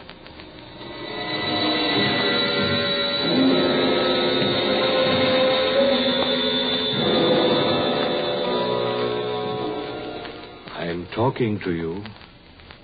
I'm projecting to you. Are you receiving me? Yes. Are you afraid? A little. Not as much as you thought you'd be. No. Have you any idea of where you are? I'm in a room. That's all I know. I'm in the next one. We're on the 500th floor of the Institute of Technical Research in the city of Columbia. In your century, I believe you called it Washington. Washington? You understand, this is America. I'm glad to hear that, at least. Yes, I can see it relieves you. You can see me? Very clearly. And am I? Are you what? Well, what you expected me to be. To some extent. Do you find me unattractive? Alien. Alien? Different. Yes, I know the meaning of the word. At first, I was conscious of a sense of shock when I first saw you. At least you're frank. Well, I'm a scientist. Do you find me ugly? I said alien. Of course, I knew you would be. I didn't expect you to measure up physically to our standards. The human form has improved a great deal since your century. But why? Was there a reason? Man-made reasons. Can you tell me? Well, it began with interplanetary wars conducted by the nations of the world. The struggle to build empires in outer space on other planets. When was this? Oh, not in your century. You saw only the first feeble attempts to explore space. Yes, I suppose our attempts are feeble. Well, the interplanetary wars did a great deal of destruction, particularly on this planet. Precious documents, books, records were lost. But there was another result. The atmosphere of the Earth became charged with radioactive matter. For a while, it looked as though the human race would become extinct, but it didn't. The human body acclimated itself to new atmospheric conditions and flourished again. But by that time, our physical form had changed. It changed for the better. And today... Go on. Well, today, the human form is the most beautiful creation has ever seen. And by your standards, I am something of a shock to you. Your physical form was, at first, yes. Am I very different from the women here? Very different. To you, they're beautiful. They are beautiful. Would I find them attractive? I don't think so. I might. Oh, no. Why not? If they're so beautiful, I mean. Well, your conception of beauty is not ours. I understand that, but... But what? I don't know. I was going to say that beauty is beauty, but that wouldn't make any sense. No, the concept of beauty is what matters. But you said beauty is a force. It radiates. The inner beauty radiates. I understand that, too. Well, how do you think of the universe? Oh, I think I associate it with God. I identify it with the divine mind. I'm surprised. The universe is a reflection of God. Now I begin to understand why, in spite of your physical form, your beauty reached me. And it has nothing to do with your looks. I wouldn't be very gracious if I didn't say thank you. I'm going to keep you here, you know, if I can. I don't think you quite mean that. I mean it in every sense. I want you now to remember what I've said about the change for the better in human form. I'm going to open the door to your room and come in. Now, please keep in mind that I do not look as the men of your century looked, but also remember that here I'm supposed to be a reasonably good-looking fellow. I would like to see you. Well, you will in the next few seconds.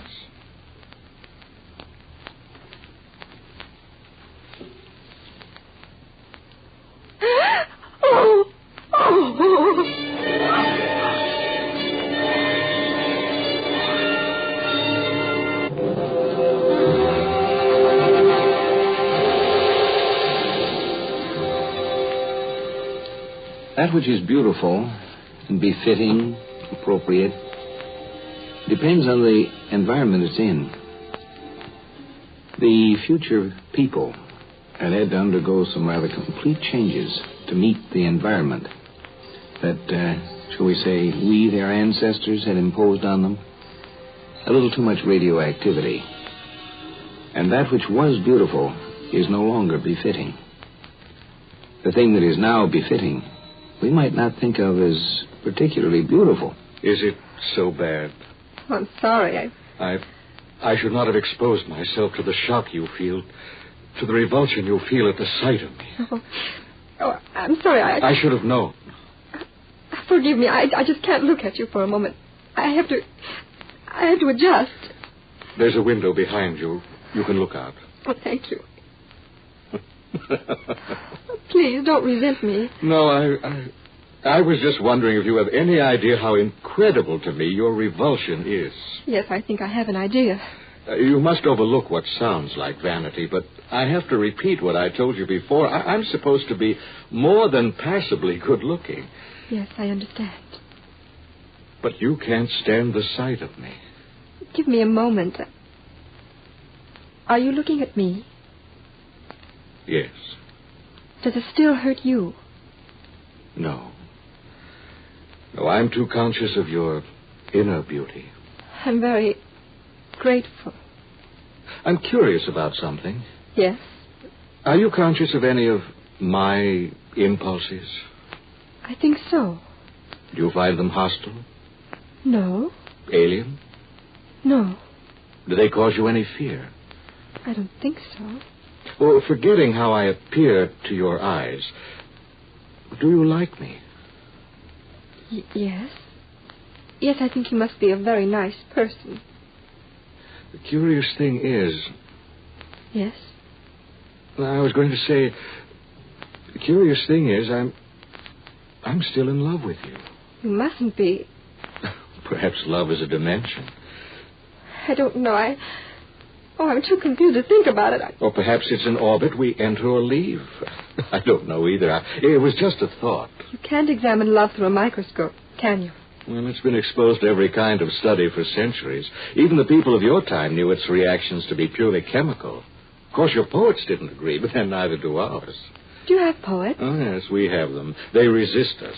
They call themselves the last human barrier against science. They refuse to understand what basic science is. What is it? Well, isn't it man's eternal craving to find out more about the universe, or the divine mind? Let me go back. Go back? Please. How can you even want to go back? Look, what do you see through that window? Nothing but beauty. Miles of emerald green fields with cities that sparkle like diamonds rising out of them. Nothing but prosperity. Prosperity and peace. And you want to go back to your miserable century? To my people. To my own people. I belong with them. I don't belong here. I'll tell you something. We're being observed, listened to by my associates. Observed? Well, the final decision must come from them. I'm as much a part of this experiment as you are, even though it was my idea.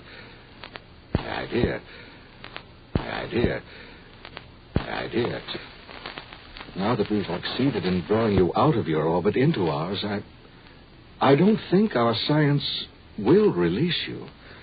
We can learn a great deal from you about the things of your century.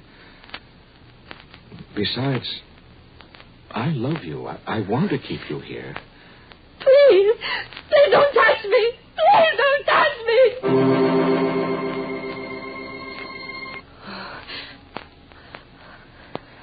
Dream. That's all it was. It's all it was. It couldn't have been anything else. It couldn't have been.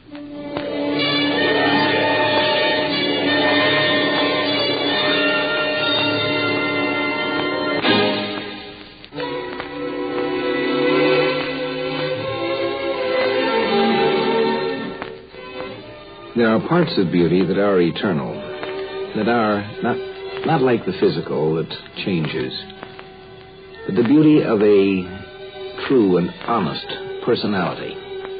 This sort of beauty, that will endure. There are things that you can rely on as time goes by. Woman needs man, man must have his mate. On this you can rely. The only thing is, the definition of man and woman will tend to change with the passing of ages. But the fundamental things apply. An honest man and an honest woman. These we need forever.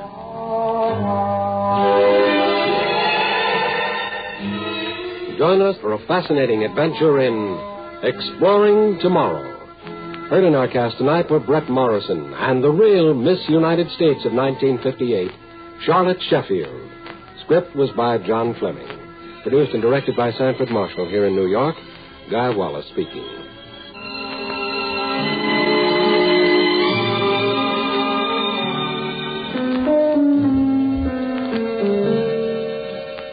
We pause now for station identification.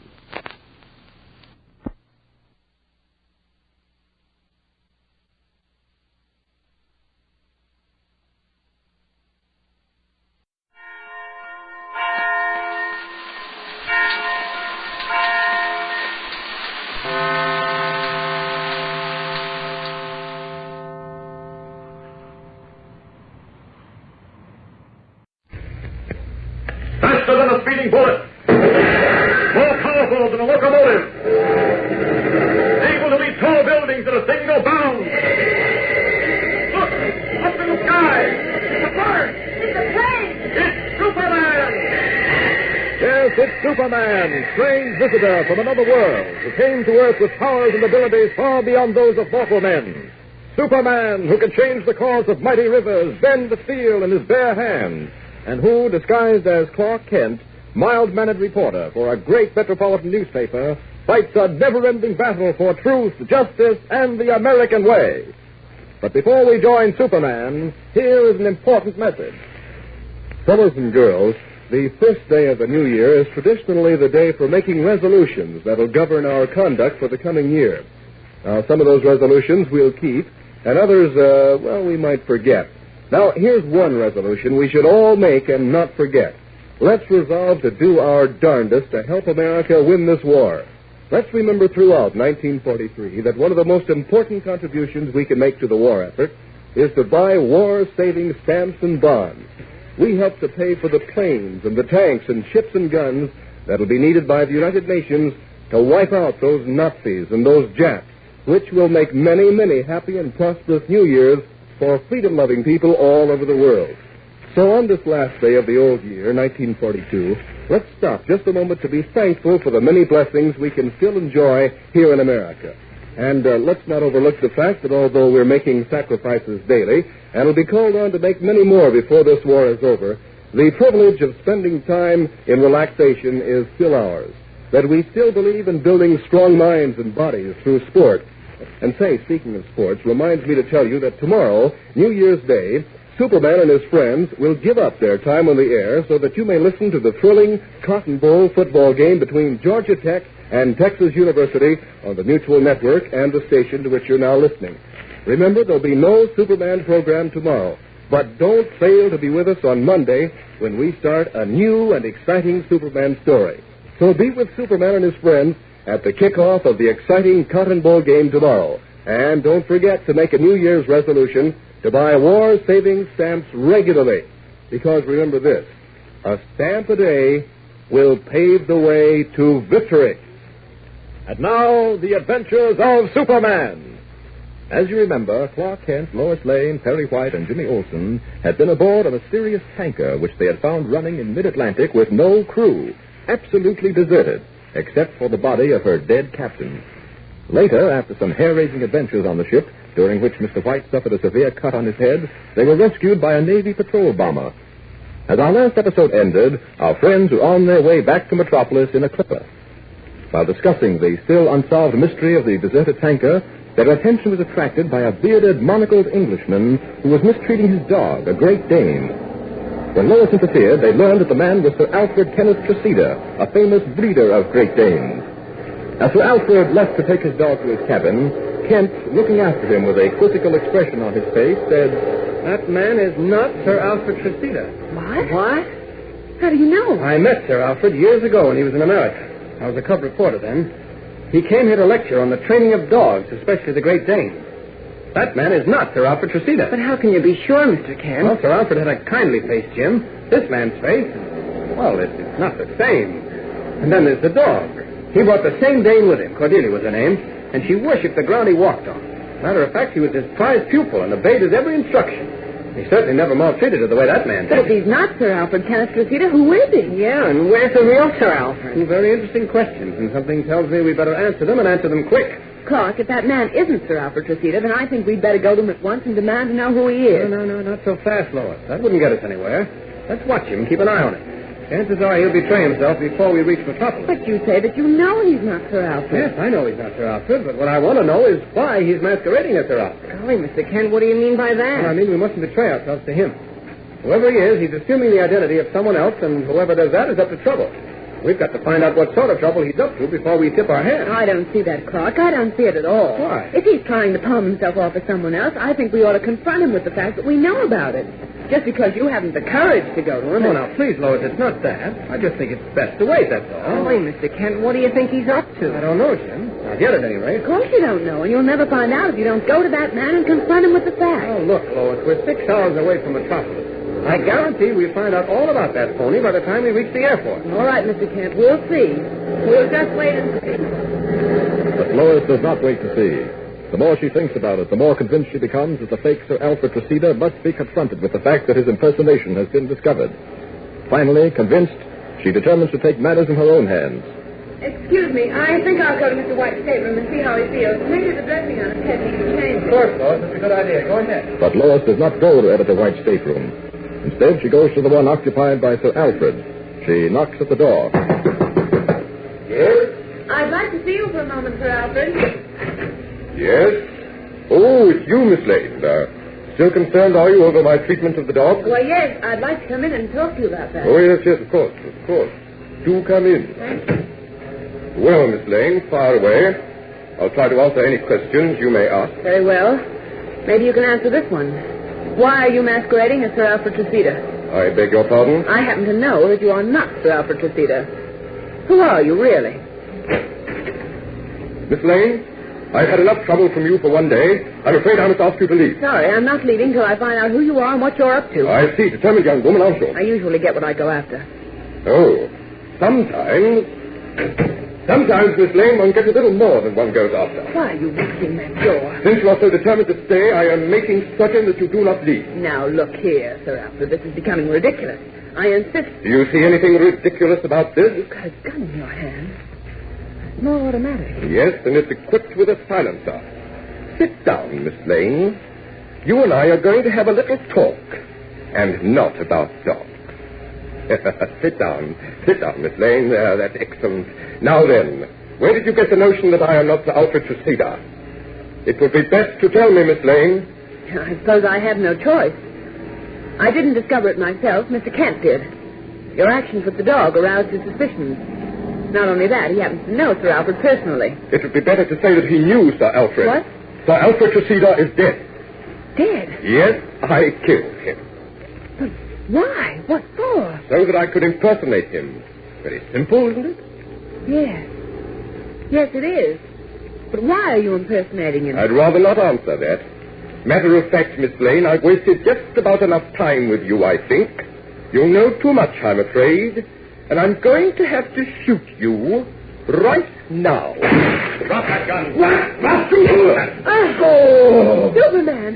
Where did you come from? Don't ask questions. Go back to the lounge. I'll take care of this faker. But I don't For once, Miss Lane, do as you're told. Clark Kent warned you not to come here. You might have heeded that warning. But I still Go back to the lounge. Jimmy Olsen is there. Stay with him. Where's Clark Kent? He's in his stateroom taking a nap. Now go. Yes, of course. Now then, I'd better close this door. Pretty much of a wreck, but if I wedge a chair against it, I'll hold it closed and give me the privacy I need. There we are. Oh, friend is coming round. Well, since Lois has messed this up, I might just as well end it the simple way. What hit me? I did. Oh, who are you? Where'd you get that fancy rig you're wearing? I'll ask the questions. You're not really Sir Alfred Tressida.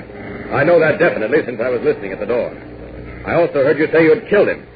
Why? I'll never answer that. No? Go on, hit me again. Do your worst. I'll never talk. Oh, well, we'll see. Go away, put me down.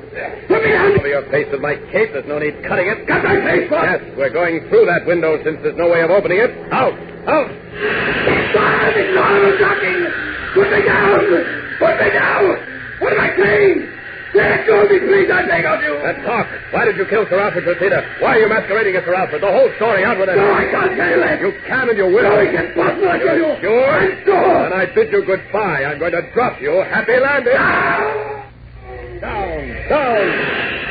There, I'm right beside you. Talk and I'll catch you in my arms. Refuse and I'll let you fall into the ocean. Oh, only catch me. Catch me. There, got you. Oh, thank heaven. All right, back to your cabin in the plane. Now then, start talking and fast. My name is Willy von Beckmaster. I am a German agent. What? But your accent, your mannerisms. As a youth, 12 years ago, I was sent to Oxford to study. In preparation for this workhouse to do for our Führer. I was brought up as an Englishman, trained to speak, act, even to think like an Englishman. See, go on. An agent was needed in America to carry out the minute details of the new war of nerves we are beginning against the American Merchant Marine. Wait a minute. American Merchant Marine? Did you by any chance have anything to do with the Albatross incident? The mysterious deserted tanker found in mid-Atlantic? Yes. My men engineered the whole affair. Go on, tell me more. How was it accomplished? No, I've said too much. Keep on talking or out that window we go again. No, wait, all right. I'll go off the submarine, capture that tanker, and took off her crew. We forced the radio operator to send a message for help, pretending that the ship was sinking. I see. Then we quickly left the spot, taking the tanker with us under full steam. We kept her hidden until we were ready to start our mystery. I think I get it. Some days ago, you sent that tanker out into the high seas with no one aboard but the old man of the seaweed. Then he wasn't really crazy. Of course not. He, too, is an agent, trained to perform his task expertly. It was his job to further mystify those who came across the ship. Now I see how all this ties in with your so-called war of nerves. Haunted ships, ships returned from the grave, ships running without crews, dead captains reappearing at dinner tables. All part of a plan to terrorize the sailors of the American Merchant Marine. Yes, that's exactly what we planned. Well, I'll say one thing. I'm afraid you don't know the American Merchant Marine. Your trick was a good one, but I'm afraid it would certainly have fizzled. I don't think so. We Germans are never wrong. Oh, tell that to the Russians. Well, all right. Get on with it. How and why did you impersonate Tresida? Well, it was done to get one of our agents into America. We knew Tresida was coming to America. Because I looked something like Tresida, it was arranged that I should make myself up to look as much like him as possible, kill him, and take his place in the plane. I carried out my assignment to the letter. So it seems. Evidently, the dog, which of course I was forced to bring with me, gave me away. Well, now that you know the entire story, what are you going to do? What am I going to do? Just this. Oh! Now, resume my disguise of Clark Kent and turn this Nazi over to the captain. I think he might be called Superman's New Year contribution to the war effort. And so ends another thrilling and baffling Superman mystery. A brand new series of Superman adventures begins on Monday, same time, same station. So be sure to listen in every day, Monday through Friday. Tune in and follow the adventures of Superman. Yes, don't fail to join us again on Monday for the beginning of a new and exciting Superman story. And don't forget that tomorrow, New Year's Day, there will be no Superman program on the air because Superman and his friends have given up their airtime so that you may listen to the thrilling Cotton Bowl game between Georgia Tech and Texas University on the Mutual Network and the station to which you're now listening. So be with us at the kickoff of the Cotton Bowl game tomorrow. And then tune in the adventures of Superman again on this station at this same time on Monday. Meanwhile, Superman, Lois Lane, Editor White, Jimmy Olsen, and yours truly wish for you a very, very happy and prosperous New Year. And we hope that when another New Year rolls around, the war will be over and the world will be at peace. So long now until next year. Faster than a speeding bullet. More powerful than a locomotive. Able to leap tall buildings at a single bound. Look!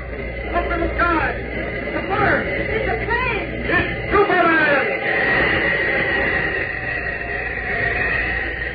Follow the adventures of Superman every day, Monday through Friday, same time, same station.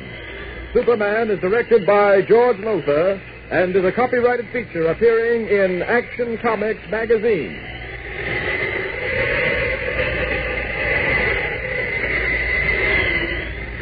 This is Mutual. Faster than a speeding bullet. More powerful than a locomotive. Able to leap tall buildings at a single bound. Look, up in the sky. It's the bird. It's a plane. It's Superman. Yes, it's Superman, strange visitor from another world who came to Earth with powers and abilities far beyond those of mortal men. Superman, who can change the course of mighty rivers, bend the steel in his bare hands, and who, disguised as Clark Kent, mild-mannered reporter for a great metropolitan newspaper, fights a never-ending battle for truth, justice, and the American way. But before we join Superman, here is an important message. Hey, gang, here's a story for you that's so thrilling, I'll bet you'll be telling all your friends about it. It's about one of the adventures of one of the smallest Marines in the service. They call him Half-Pint in the Marines. You see, Half-Pint is only 5 feet 7 inches tall, and he weighs about 150 pounds. But, fellas, it isn't size that counts in this man's army, it's strength. This Half-Pint was strong as a bearcat, and in A1 condition. One rainy day in the jungles of Guadalcanal, he volunteered for patrol duty to catch some Japs, and they put him in charge of the group. It was raining cats and dogs that morning. Okay, fellas, you checked your equipment? All right, now, listen. 3 Japs are reported within sniping range. We've got to go and get them. Come on, let's go. Hey, look over here. Footprints in front of you. Looks like about 8 Japs. Expect they're in that village over there. Quiet, they'll hear us. Now, let's amble around the village and find out where those Japs are and let them have it. Come on, gang. We've got to crawl through the bush. They're in that hut over there. Listen. Everybody set? Let's go!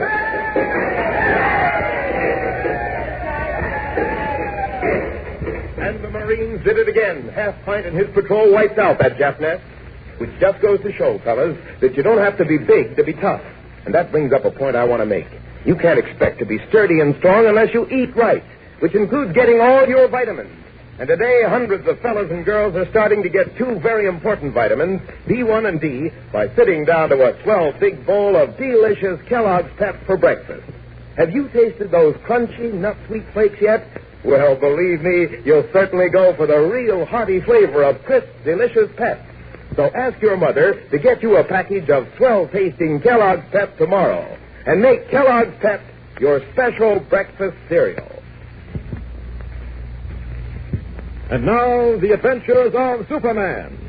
As you remember, Clark Kent, Lois Lane, and Editor Perry White went out to the Metropolis Aircraft Plant to witness a test of an amazing robot pilot, a mechanical man designed by Dr. Liveright.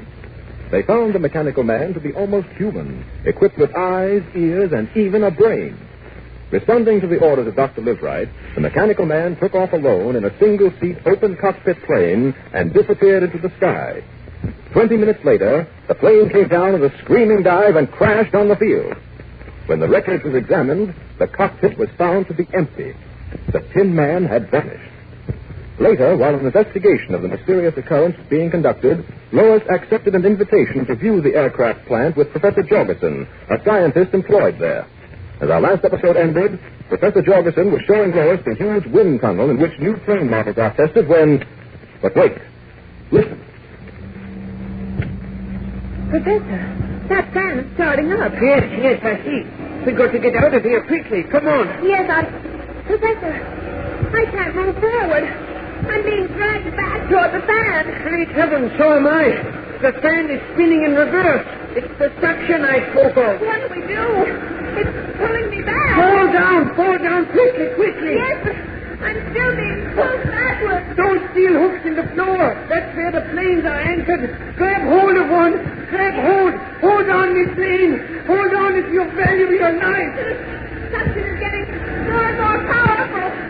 I don't know how long I can hold on. You got to hold on. We both got to.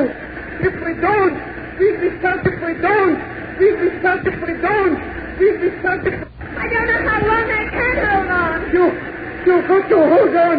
We both got to. If we don't, We'll be sucked back into the whirling blaze of that fan. Oh, this is horrible. I can't stand much more of it. If only Superman were here. But he's not. He's not. Meanwhile, at the very moment that Lois is wishing Superman was present in the guise of Clark Kent, he is talking with one of the machinists in the aircraft plant's machine shop. Now, let me get this straight, Mr. Kent. You want to know if I believe the mechanical pilot, the Tin Man, is actually possible, is that it? Yes, you worked on it. You helped construct it. I thought perhaps you could tell me a little something about it. I'm afraid not, sir. That is not any more than you already know. You see, us workmen just built the mechanical body. Yes, I know. Tell me, did you ever see this so-called brain that Dr. Liverite guards so carefully? Well, just once, that's all. I went into his cottage one day to get a blueprint I needed, and he was working on the brain then. I didn't see much, though, just a mass of wires, switches, that sort of thing. And that's funny. What? What's funny? Through the window there, look. The red light is on outside the wind tunnel. What's so funny about that? Just so I happen to know we ain't testing nothing over there today. That red light means the wind machine is working for everybody to keep out. Yeah.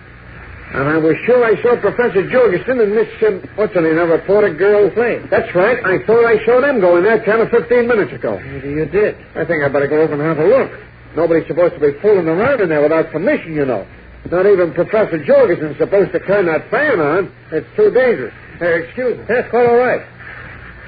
I'm glad you left. Something tells me this may be a job for Superman. Out of these clothes. There, so. And out through this door. Now, up, and away! Here's the door to the wind tunnel. I'd better go in. Great Scott. Lois and Professor Jorgensen inside the tunnel hanging on for their lives. Hold on, I'm coming. Better get up into the tunnel first. Oh, the structure's terrific. Hold on till I get to you. For heaven's sake, don't let go. Can you make it? Got to hold back with all my might against this terrible suction. Wait a minute. There, Miss Lane, I've got you. Oh, thank heaven. Oh, she fainted. Got here just in time. Now you, Professor. It doesn't matter. I think I'm finished. Oh, wait a minute. I got you. There. Now, up. There. Lois is out cold. Well, better leave her that way. But the professor... It's been a great strain for a man his age. He's in pretty bad shape. Hey, you. Hey, where you are? What's going on there? My machinist friend. I'd better be on my way. I'll just leave these two here. He'll see that Jorgensen gets medical attention. Now, up, and away! A short time later, after the excitement of Lois's narrow escape has died down, she is sitting in the office of Yates Peterson, president of the Metropolis Aircraft Plant, discussing the incident with Peterson and Clark Kent. Listen. The most surprising thing I've ever heard of, your being saved like that by Superman. I never really believed Superman existed until today. But then some very strange things have been happening around here. I'm still trying to figure out where that Tin Man disappeared to. I don't think you'll ever find the answer to that, Mr. Peterson. I'm afraid you're right, Miss Lane. Too bad about Professor Jorgensen. He was a nice old man and a brilliant scientist, I understand. Yes, I'd give a good deal to know who turned on that fan by accident. That was no accident, Mr. Peterson. What do you mean? Well, I don't see how you can believe it was after what Miss Lane has told us. You mean about the plane that almost ran her and Jorgensen down? Yes. That and the incident in the wind tunnel. We tried to find the man who was piloting that plane, and I understand he's left the premises. Matter of fact, he turns out to have been a pretty shady character. That's true. He wasn't living where he said he was, and no one knew him at that address.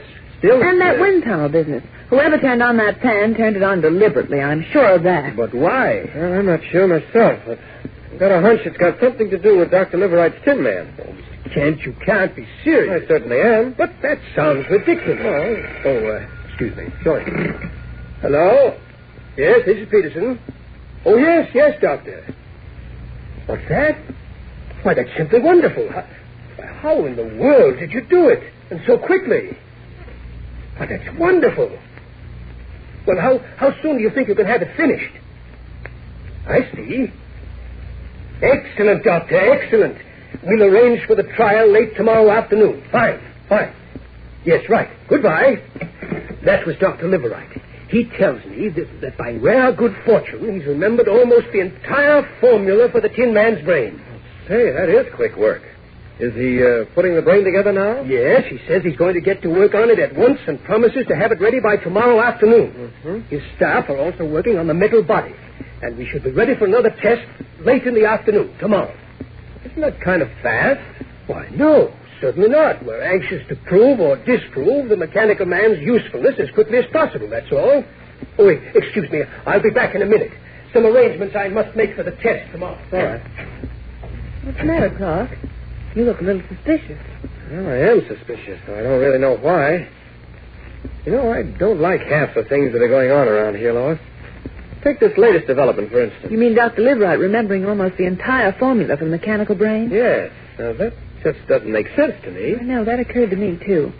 But it's perfectly possible that a man who has invented something should remember what it was he invented. Oh, yes, but what's the hurry about testing the thing? Peterson plans to test the second Tin Man tomorrow afternoon. Why so quickly? You know, scientists are usually very careful men who test everything carefully before giving it the supreme test. But now here these two are going to test... Well, that's taken care of. By the way, you two will come out tomorrow afternoon for the test? Oh, I'd certainly like to be there. Yes, so would I. More ways than one. What was that, Clark? Oh, nothing at all. Well, fine.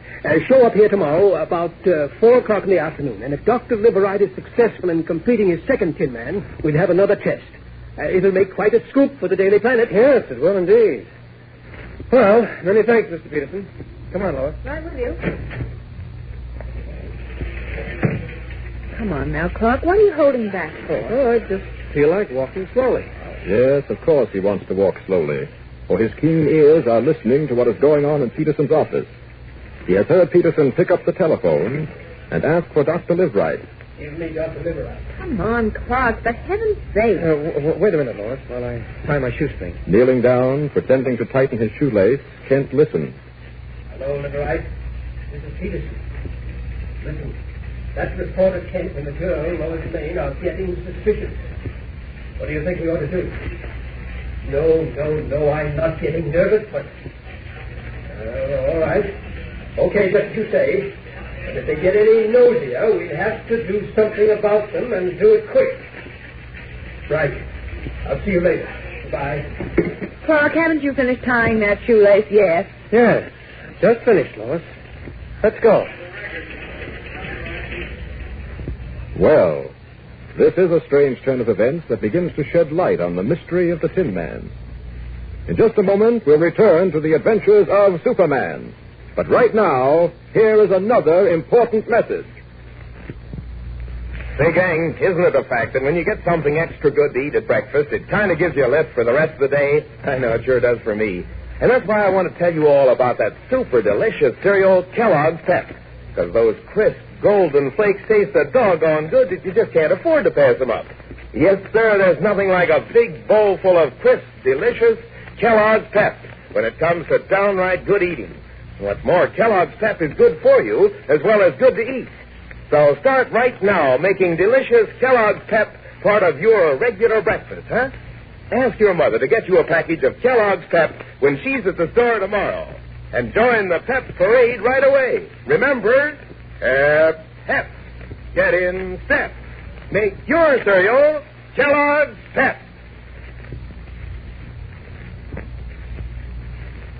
And now, back to Superman.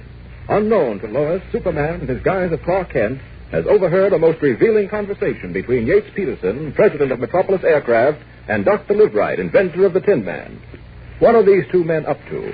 Can they have had something to do with the disappearance of the first Tin Man, and with what happened to Lois and Professor Jorgensen? Superman is determined to get at the bottom of this mystery, so don't miss tomorrow's exciting episode.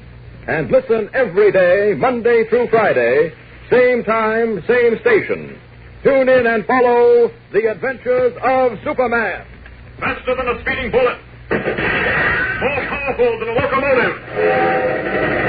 Able to leap tall buildings in a single bound. Look! Up in the sky! It's a bird! It's a plane! It's Superman! Follow the adventures of Superman every day, Monday through Friday, same time, same station. Superman is directed by George Lothar and is a copyrighted feature appearing in Action Comics magazine.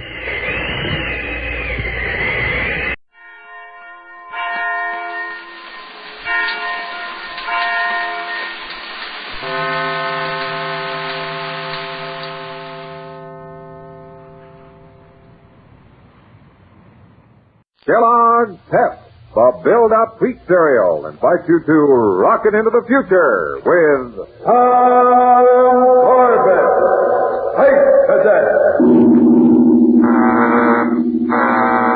Stand by to raise ship. Blast off. -5, 4, 3, 2, 1, 0.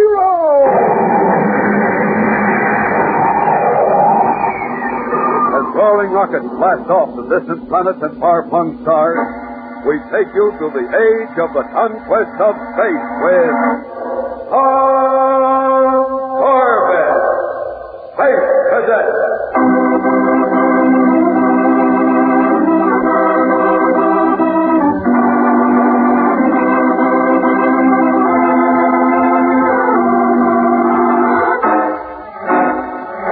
At Space Academy, all cadets undergo rigorous training to win their commissions in the Solar Guard, rocket ship operations, and study machines to prepare for future service. And one of the most important subjects for the cadets to master is the principle of command, assembled in one of the lecture halls. And as Captain Strong enters, they snap to attention. Hey, sir! Stand easy, boy. Lecture on independent foreign government, the Student Council here at Space Academy. Student Council, that's kid stuff. Hey, store it, Roger. First-hand experience and democratic day. Now, the main class representative will be held next week. Excuse me, sir, but can anyone run for office? Oh, yes, Astro, all cadets are eligible, although it isn't advisable to have more than one candidate per unit. No, excuse me. Captain Strong here. Message from Commander Arkwright, sir. He'd like you to report to him immediately at Interplanetary Communications Center. Oh, very well. Tell him I'll be right over. All right, boys, that'll be all for now. I suggest you talk over the possibilities of a candidate from this unit. But whatever you do, choose your candidate carefully. Unit dismissed.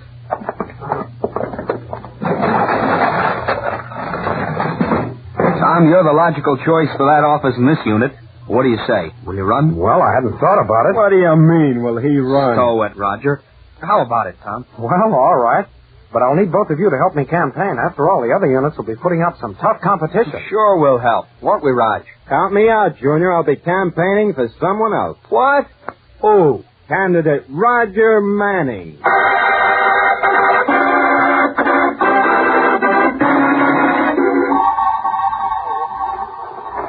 Captain Strong reporting his orders, Commander Arkwright. Oh, glad you got here so quickly, Strong. Anything wrong, sir? No, not yet. It all depends on a certain message I'm expecting from Titan. You mean there's trouble at the colony? I'm not sure. Well, you sound pretty mysterious, sir. What's this all about? Here, read this. Uh-huh. What is it? A report from the Academy Medical Laboratory about a new serum they're working on. Serum? For what? Well, a week ago, I received a report from Titan Colony that a strange disease had broken out, and that the medical team there was unable to control it. We sent another team from the Academy laboratories to help them and look for a possible cure. I see. But this report says that they haven't had any luck. Exactly. That's why I sent for you, Strong. This disease may reach epidemic proportions. If it does, we might have to evacuate all the children. Where do I come in, sir? I want you to map out an evacuation procedure and arrange all the details. Then, if and when the time comes, I want you to lead the evacuation fleet. I see. This will be quite an operation. Yes, it'll take just about every ship and every man we have. Commander Arkwright. Yes, Lieutenant Wells? Message you were expecting from Titan, sir. Oh, thank you. Well, Commander? Just what I was afraid of. Strong? Yes, sir? Start planning the evacuation immediately and order all crews to stand by. It's an epidemic.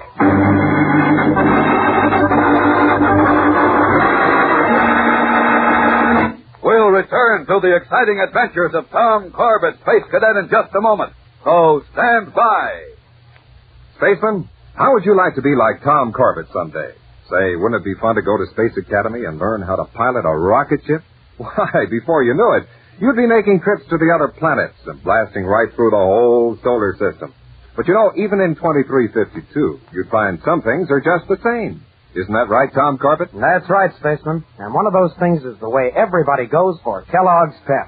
Man from Mars to Earth and back again. When breakfast time comes, spacemen all over the universe reach for Pep and start eating.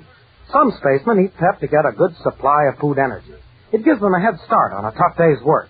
Other folks eat Pep to make sure that they get some vitamin B1 and a whole day's supply of vitamin D. And everybody in Space Academy likes Kellogg's Pep because it tastes so downright good. I take second helpings of Pep just about every morning. Say, how's about you starting your day the way I do? Pick up that package tomorrow morning and pour yourself a spaceman's helping of Kellogg's Pep. Ah, that's a swell idea, Tom Corbett. You, me, and everybody. Let's start the day the spaceman's way with Kellogg's Pep. P-E-P. Pep.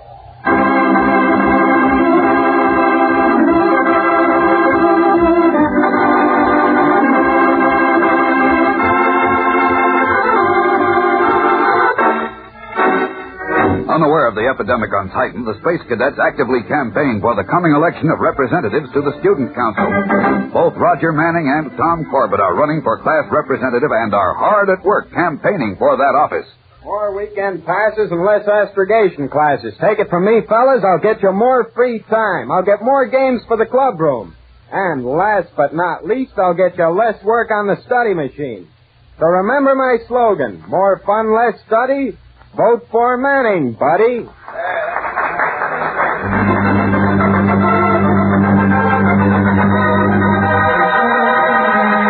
The Student Council was created to teach us the principles of democratic government, and it's the closest link between the cadet body and the faculty offices. Any representative on the council must know all the problems of the cadets and be able to fight for them.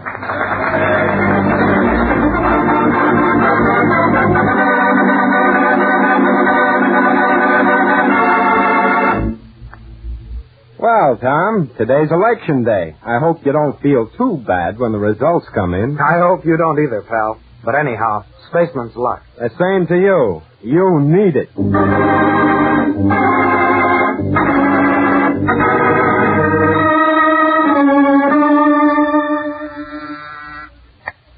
Captain Strong here. Strong, this is Commander Arkwright.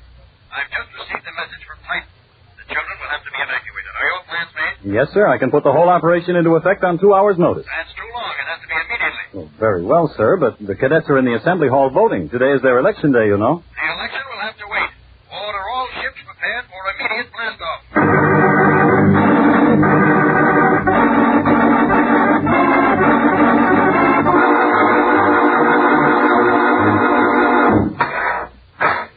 All right, boys. You can stow your gear when we get underway. We raise ship in 3 minutes.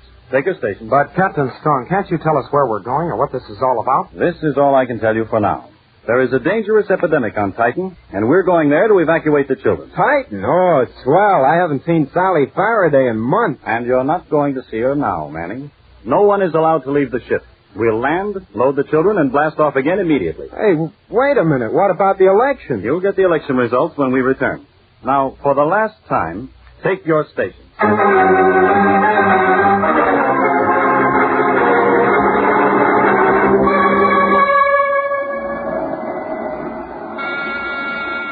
Control deck here. Hey, Tom, do you think we'll be able to get any food on Titan? I'm sick of these concentrations. It'll do you good. Take some weight off, you big Venusian elephant. Who asked you, Manning? You know, fellas, I was just thinking. They've probably counted the ballots by now, and they know who the class representative is. We won't know who won until we get back, Roger, so why worry? That's a good attitude, Junior. Why worry about something you can't have?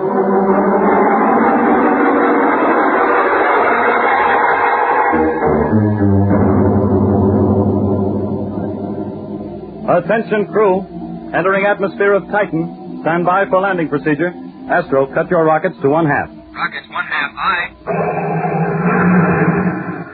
Prepare to turn ship, Tom. Set lateral vanes at 3.2 degrees. 3.2, aye, sir. Astro, fire lateral rockets full burst.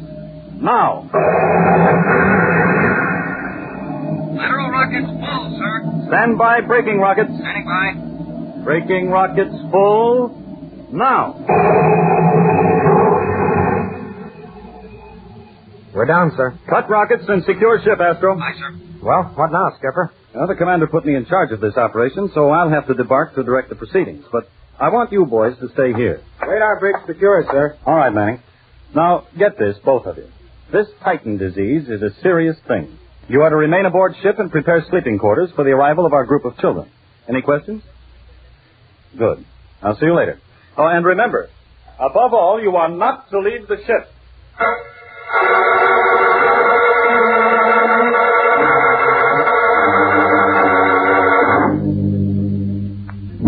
Hey, hotshot. Hand me a couple of those blankets, will you?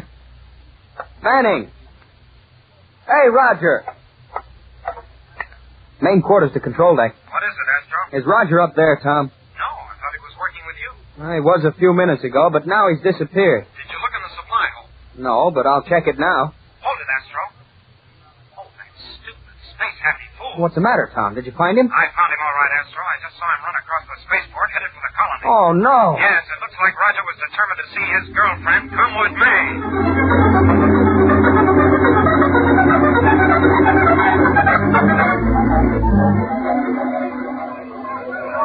Astro, we're almost finished taking the children aboard.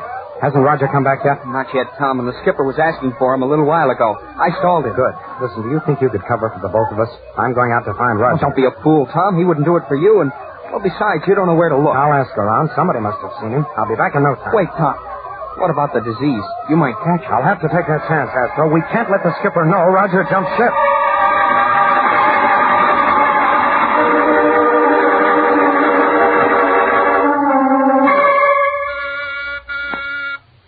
Control deck, aye. Astro, this is Captain Strong. Where's Corbett? Well, he was here a minute ago, sir. Well, get hold of Captain Manning and tell him to stand by for blastoff. All the children are aboard. Aye, sir.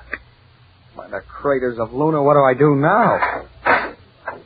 Hey, Junior, everything go all right without me? Everything went better without you. Tell Tom to take over here, quick. Tell him yourself. I don't know where he is. Huh? Isn't he with you? No. I haven't seen him since I left the ship. Why? Oh, great. He went out to look for you, and he's not back yet. So what? He won't get lost. No, but the skipper just ordered us to stand by for blastoff. Don't worry. That's probably him now. All right, Manning. Astro, take your station. Hey, where's Tom? I thought I told you to have him stand by, Astro. Well, yes, sir. You did. Well, why isn't he here? That is, Well, you see, sir, I get it now. Corbett should never run in front of the viewport if he doesn't expect to be seen sneaking back to his ship. But, sir, Tom didn't mean to disobey orders. Take your station, Astro. I'll deal with Cadet Corbett as soon as we get into space.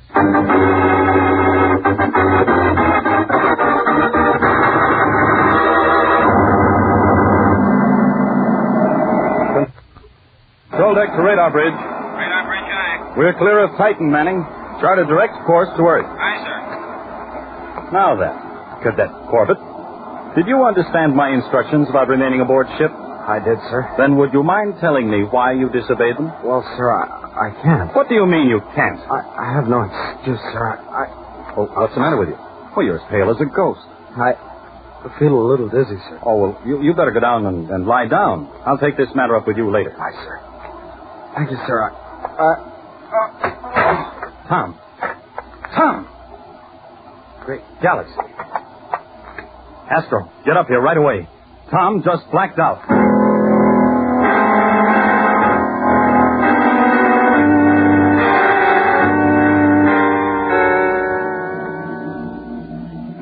Easy now, Astro. Put him in his bunk. Right, sir. There. Now, some blankets. He's shivering like a wet puppy. We got to keep him warm. What do you suppose is the matter with him, Captain Strong? Well, I'm no medic, Astro, but from what I saw on Titan, he has all the symptoms of their disease. But then what can we do for him, Skipper? Oh, not much, I'm afraid. If the Academy Laboratory has been able to perfect their serum, that's our best bet. But we'll have to get Tom back to Earth in a hurry. Blasted, I warned him not to leave the ship. Oh, you knew about it all along. Well, then suppose you tell me why he disobeyed my orders. Well, sir, he didn't really disobey. He only wanted to help. He just tried to... Wait a minute. Strong here. Go ahead. Sir, I have Commander Arkwright on the teleceiver for you. All right, Manning. Feed it down here. Stand by, sir. Go ahead. Commander Arkwright, this is Captain Strong. What's the matter, Strong? Any trouble with the evacuation? No, sir. It's Cadet Corbett.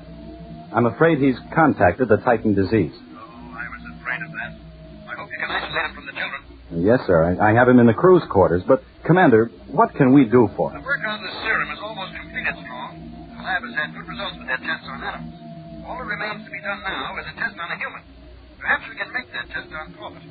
I'll meet you at the spaceport. Get here as fast as you can.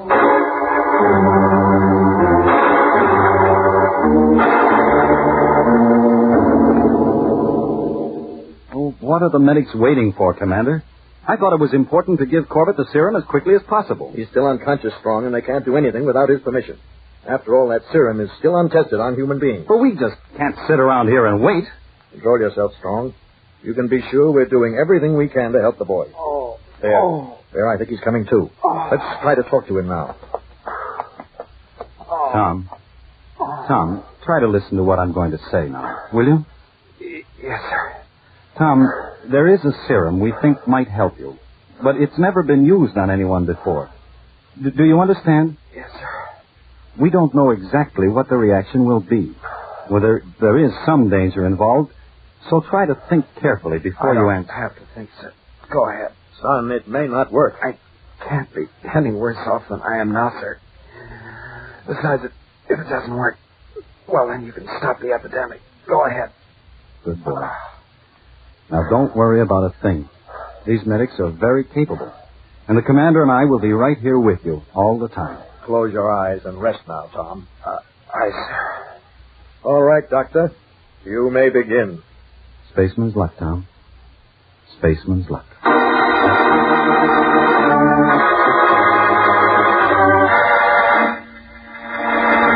We'll return to the exciting adventures of Tom Corbett, Space Cadet, in just a moment. So stand by. Spaceman, suppose you owned a jet boat just like the one on the Polaris. Say, you could sure have a lot of fun with it, couldn't you? Why, if you had to go to the store, you could blast right up to the door and nothing flat. But say, while you're down there, don't forget to get yourself some Kellogg's Pep. Pep gives a spaceman valuable vitamins and lots of food energy. Why, you get a whole day's supply of sunshine vitamin D in just one serving of Kellogg's Pep. And that's not all you get either. Kellogg's Pep gives you vitamin B1 and other food values you need to be active and to keep in trim. Now, that's why the cadets at Space Academy eat plenty of Pep. Pep helps to get you ready for a busy day. And say, Kellogg's Pep has such a swell, malty-rich flavor, all the cadets reach for second helpings every morning. As Tom Corbett always says, start your day the spaceman's way with a heaping bowl full of Kellogg's Pep. Right, Tom? So ask your mom to get Kellogg's Pep. P-E-P. Pep.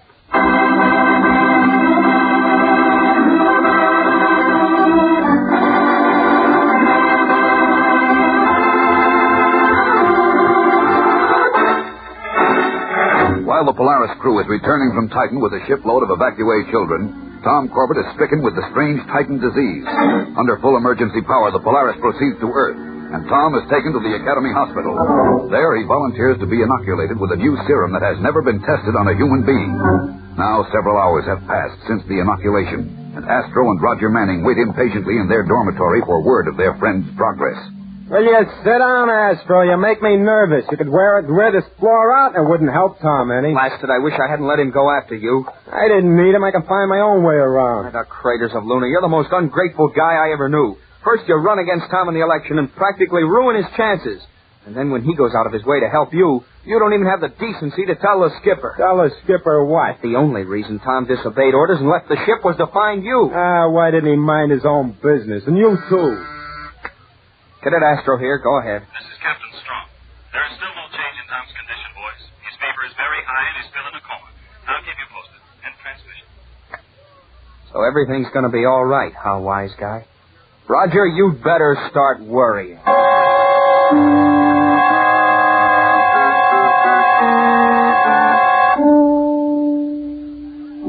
Any word yet, Commander Arkwright? No, Strong, no change. I'm really worried. Well, what do the medics say? Did they expect this reaction? I'm afraid not. Dr. Lee said Corbett should reach a crisis soon. A crisis? Does that mean... It could. But let's not think about that. Let's just hope. Yes, Arkwright here. Commander, Cadet Corbett is at the critical period. Dr. Lee would like you to come over here to sick bay right away. All right, thank you. Come on, Strong. We'll soon know.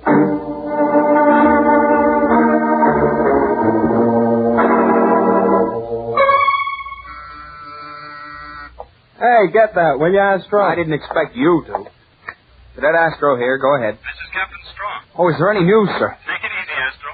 Tom is going to be fine. He's just past the crisis, and his fever is starting to go down already. Oh, boy, that's great. You hear that, Raj? Tom's all right. Oh, gosh, that's wonderful news, sir. Yes, it is. Not only for Tom, but for the colonists on Titan as well. Now that this serum has proved its worth, we can begin mass inoculations. We'll have this epidemic licked in a few days. Let me have that, Astro. Huh? Sir, when can we see Tom? I have something to tell him.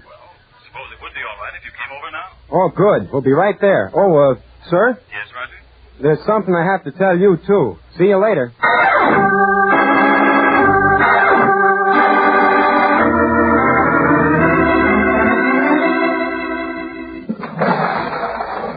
Hiya, Tom. How's it going? Oh, hi, Astro. Pretty good now, but it was rougher than a space storm a little while ago. Hi, Roger. Congratulations, Tom. Well, thanks, but I didn't do anything. It was all the serum. Nah, that's not what I meant. Oh? Congratulations for winning the election. What? Hey, Astro, is he kidding me? No, he's not. You did it, Tom. You're the new class representative. Well, congratulations, Tom. I'm really proud of this unit. Well, thank you, sir. Oh, Manning, you said you had something to tell me, too. Well, that's right, Skipper.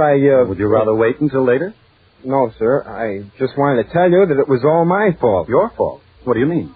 Well, I left the ship to visit an old friend of mine, and when I didn't get back in time, Tom came after me. Only I got back before he did. Oh, so that's the story. Well, I'm glad you were man enough to own up. Now, let me see.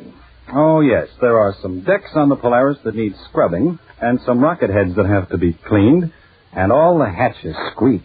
And, the power deck needs a paint job. Thank you. Yes, the power deck needs a painting, and the viewport is kind of dirty. Now, would you look after those things for me, Roger? Yes, sir. Good. And in the future, remember, I don't give orders just to hear myself talk. Yes, sir. No, sir. And Roger. Yeah? I'm sorry about the election. Oh, that's all right. Just wait till next year. If I'm finished work by then.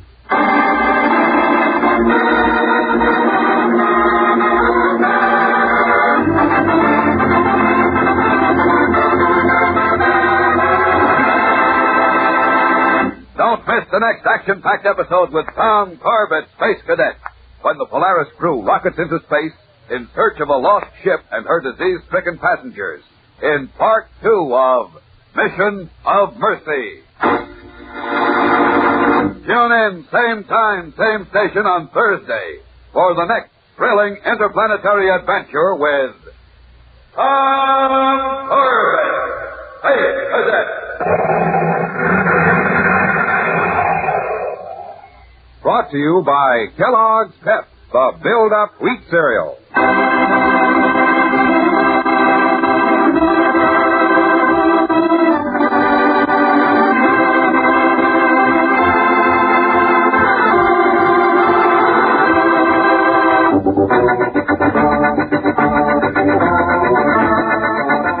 Tom Corbett, Space Cadet, starring Frankie Thomas, can also be seen on television and appears in the comic sections of many of America's leading newspapers. Look for it daily and in weekend editions. Featured in the cast were Al Markham, Jan Merlin, Edward Bryce, and Carter Blake. Today's program was written by Hal Rine and directed by Drex Hines. Jackson Beck speaking. Kellogg's Raisin Bran has a secret. Kellogg's Raisin Bran has a secret. And what a secret! In Kellogg's Raisin Bran, the tasty raisins are dipped in honeycomb. That means plumper, more tender raisins, along with delicious golden crisp bran flakes.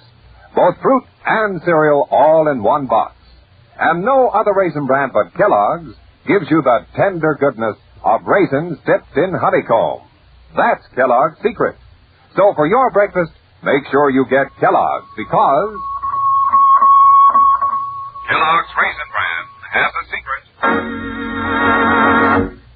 This program came to you from New...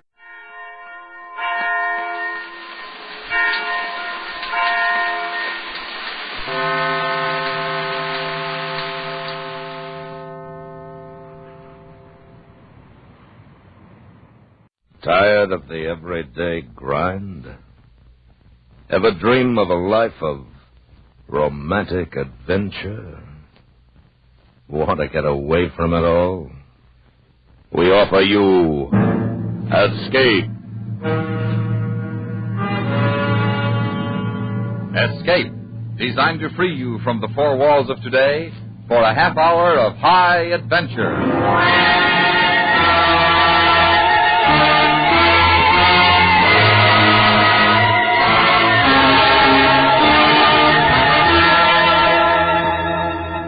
You stare down from the heights of your plane, and your brain keeps whispering, It's Masafuera. That's all it is. Just an island 300 miles off the coast of Chile. But both you and the beautiful girl beside you know it's more than that. It's the last stop, the last time around. A death trap from which there is no escape. Listen now as Escape brings you Tony Barrett's story, The Target.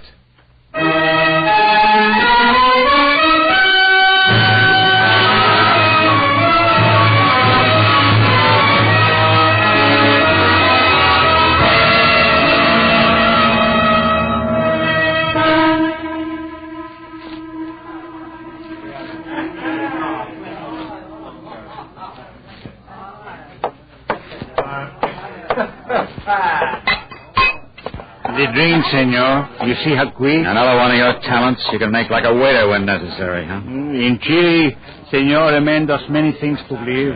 The waiter was busy, so I got the drinks. It's not a reason for anger. All right, Pepe, all right, forget it.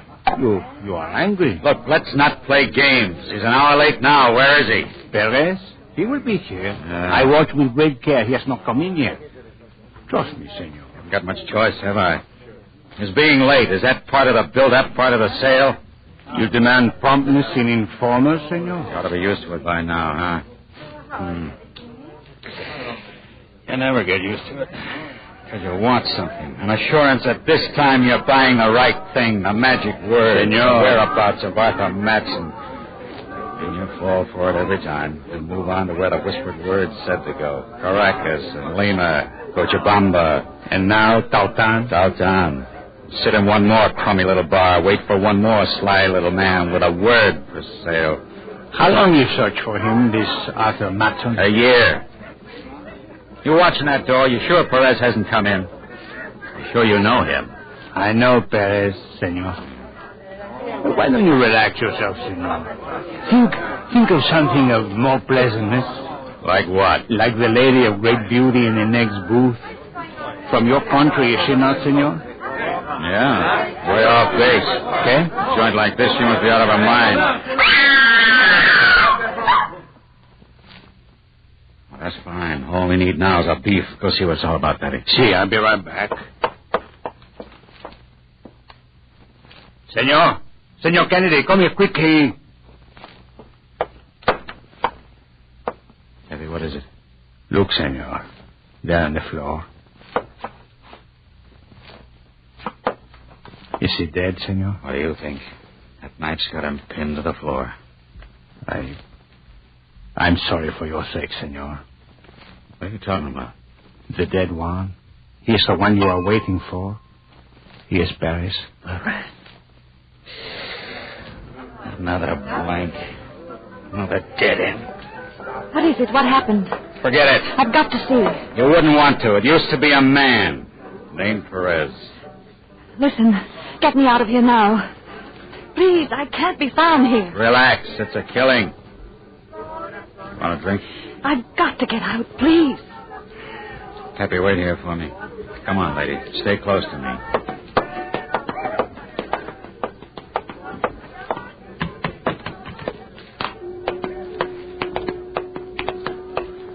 There's a cab.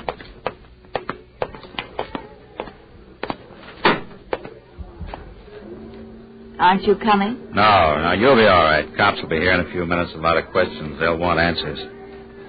Tell the driver Cuevas Hotel. Carretera. Tiene la señorita al Hotel Cuevas. I'm at the Royale.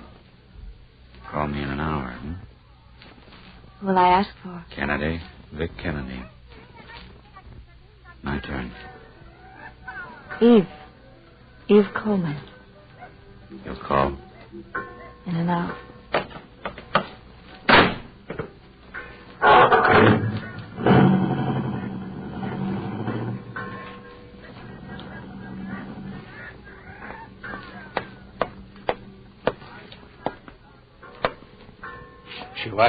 She was lovely, senor. Yeah. What will you say if the police ask about her? That she didn't like blood. Bueno. Come on, Pepe. You know what the deal will be. The cops will come. They'll see. They'll ask questions. And it'll end in drinks for everyone. Because life here is cheap, no? I didn't make it that way. Come on, I'll buy you a drink. We'll drink to Perez. He was an informer, senor. You always drink to a dead man, even if you wouldn't give him the time of day while he was alive. If you say so, senor. I say. You are an unhappy man, senor. I'm sorry for that. Yeah, I'm an unhappy man.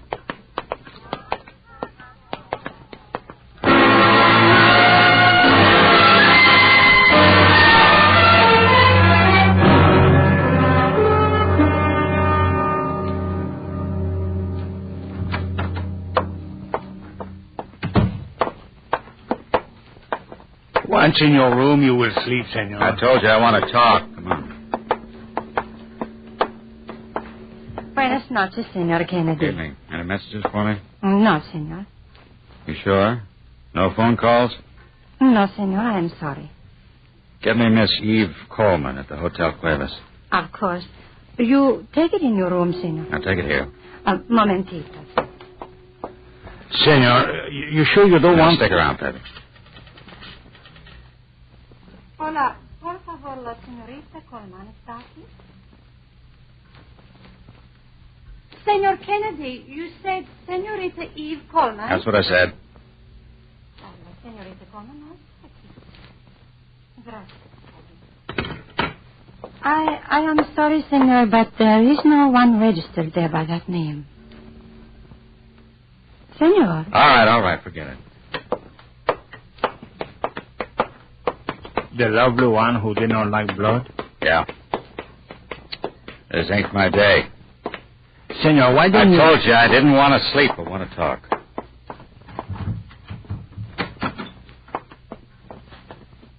Well. Do come in, dear boy, do. Surprised? Yeah. I was under the impression this was my room. That's not much of a greeting for a man who's come all the way from Hartford just to see you. You getting all your manners, Kennedy? This is Pepe Galvan. Mr. O'Brien, Pepe, chief claims man of the company that puts clothes on my back. Be nice to him. He's a big man. I think I better... Yeah, Pepe. Social call, O'Brien? Come 2,000 miles just to see me? You're spending company money. Oh, we've plenty of it, dear boy. Even after pouring your expenses down the drain. Considerable expenses, I'd say. Sit down. You can take me off at any time you like. You got a better man? Put him on it. No, dear boy. Temper. Wouldn't be fair to you, would it, Kennedy? After all, Arthur Madsen was in your custody when he escaped with his bank's $100,000. You come all this way, just tell me that. They've no idea back home, Kennedy, that perhaps you're not trying too hard to find Arthur Madsen. That from your point of view, it might be just the thing you don't want to do. I make myself clear? You don't have to fire me, O'Brien. I quit right now. Now, don't be an idiot, Kennedy. You could tell them they were right. You'll never get another insurance job as long as you live. You know Santiago, Kennedy? Boats still run. I can get there. Why? Well, I didn't come down here just to fight with you. You got one last chance. Now, listen to me. Malsafuera is an island 300 miles off Santiago. I know where it is, senor. A return on an office wanted describes an American living there. The description fits Arthur Madsen. You hear me? I heard you. Now, take a look. Do, dear boy, do. Huh? Now tell them back in Hartford that you're still trying. Bye, dear boy. Bye. Pepe, you really know Santiago? Si, senor. You still got a job. Get down to the docks, get passage for both of us for tomorrow. Si, senor. It's a 3-day trip, you know, on a footboat. I'd have to make this one if it was a rowboat. Pick me up in the morning.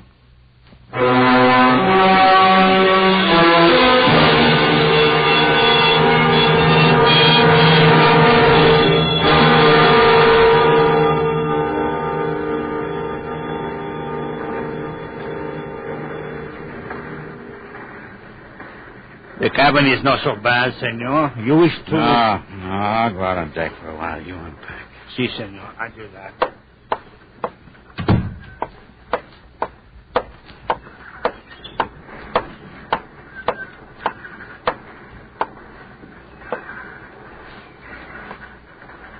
I never even said thanks, did I, Vic? Vic? You're angry. No. You're angry you helped a girl who never said thanks. And never called. Why? Was it too much trouble? Poor Vic. Sweet Vic. Pigeon, Vic. Si, senor. This is the Hotel Cuevas. No, senor. Is no lady here by name of Eve Coleman. Sorry. Now, why? A joke? A whim? What? Not a whim. I want an answer. It's too long a story. Vic. Sweet Vic. I got the time. We got the time. You're wasting it. You're waiting.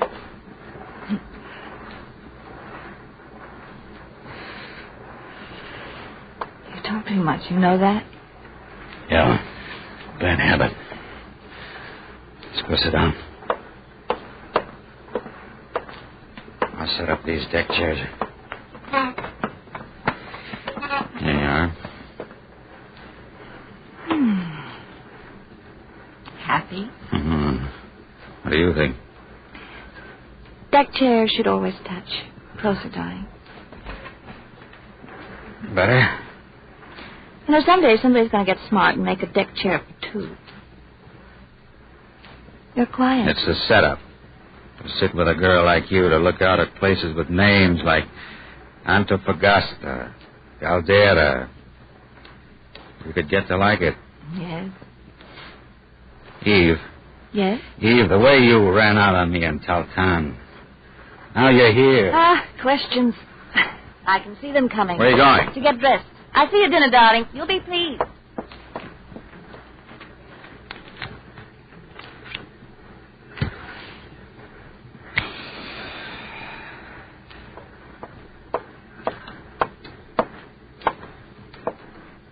Senor? Sit down, Peg.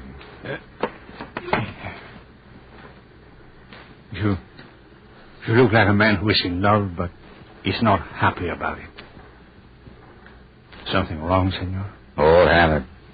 Occupational hazard. You always add. If 2 and 2 don't come up 4, it's bad. If it comes 4 too easy, bad again. Si, senor.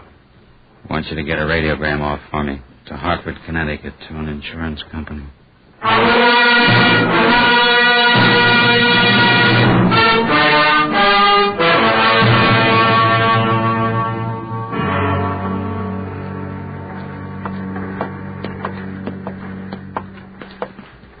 What is it, Vic? Nothing. Nothing, the man says, just like that. And his eyes narrow and his lips tighten, and he wonders how to begin. And when I ask him, what does he say? Nothing. That's what he says. And he fingers a sheet of paper in his pocket, hopes I don't notice it. Very pretty. You're good with words. Vic. I got a present for you. A new set of words, and they hurt. Vic, please. Because they tell me something. That there is no Eve Coleman. Only a girl who calls herself that. A girl who's... Who's really Mrs. Arthur Matson? Yeah. That's who I am. Mrs. Arthur Matson. Any complaints? Any... Vic!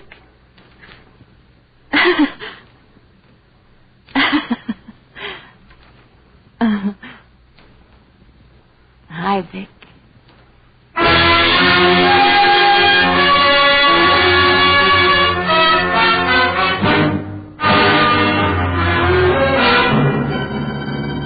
You are listening to The Target, tonight's presentation of Escape. Tune in Monday night and meet Corliss Archer here on CBS Radio. Remember, on most of these stations, every Monday night, come on and meet Corliss Archer. And now back to Escape and the second act of The Target.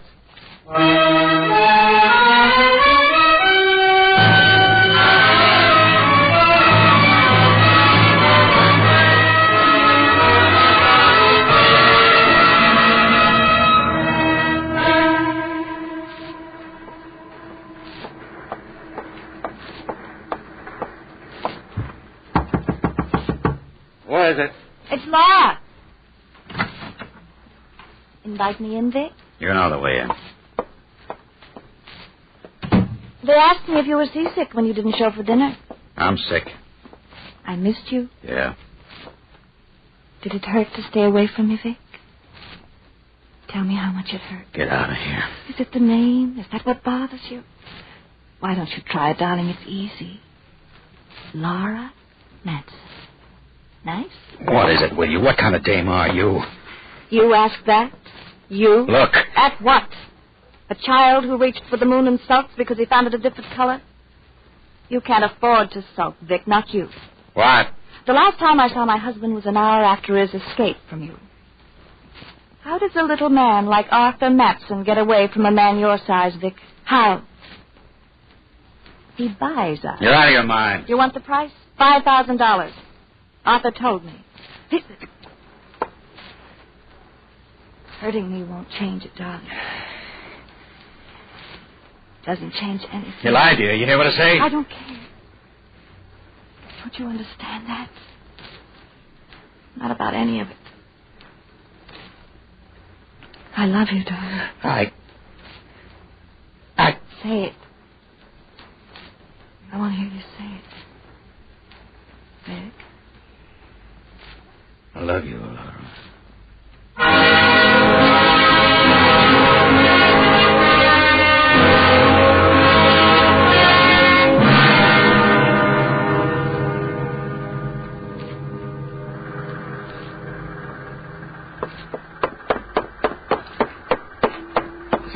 Senor. You find out anything? Catch my breath. Where senor. is she, Pepe? Where? I tried her cabin every place. Easy, senor. I just found out from one of the seamen. He saw her leave the moment with Doc. She was the first one off. What? Well, she couldn't have... You sure? It's what he say.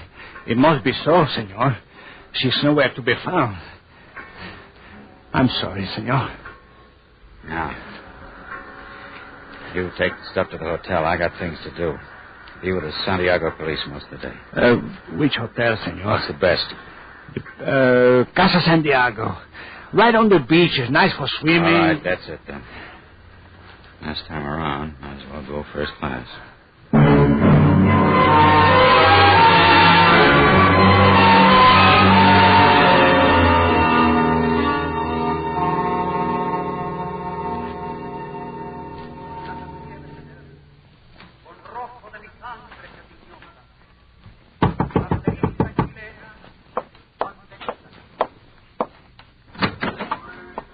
Must have been a long visit with the police. It's after 8, senor. Haven't seen the chief yet.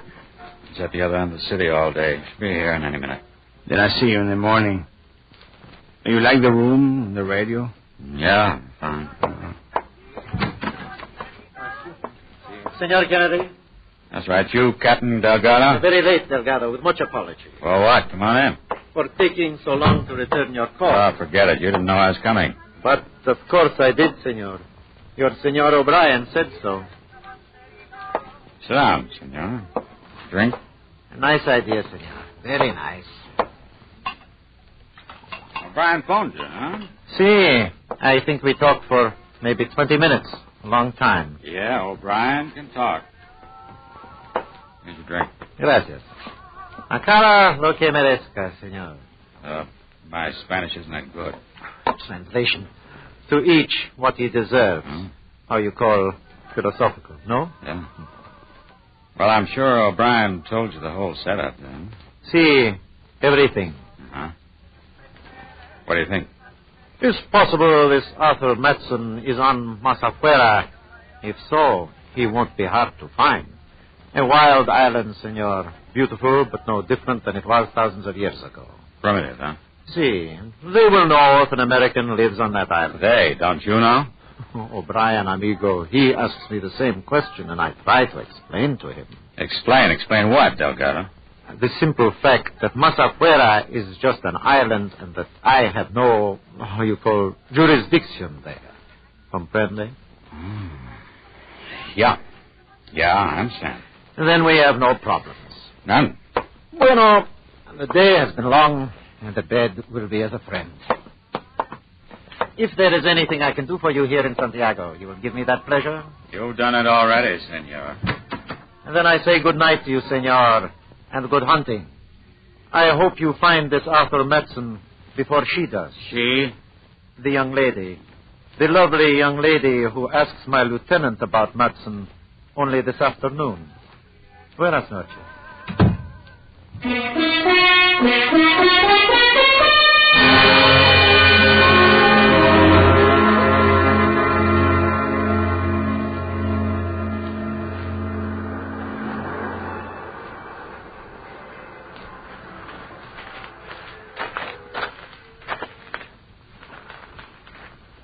Open your eyes, Vic.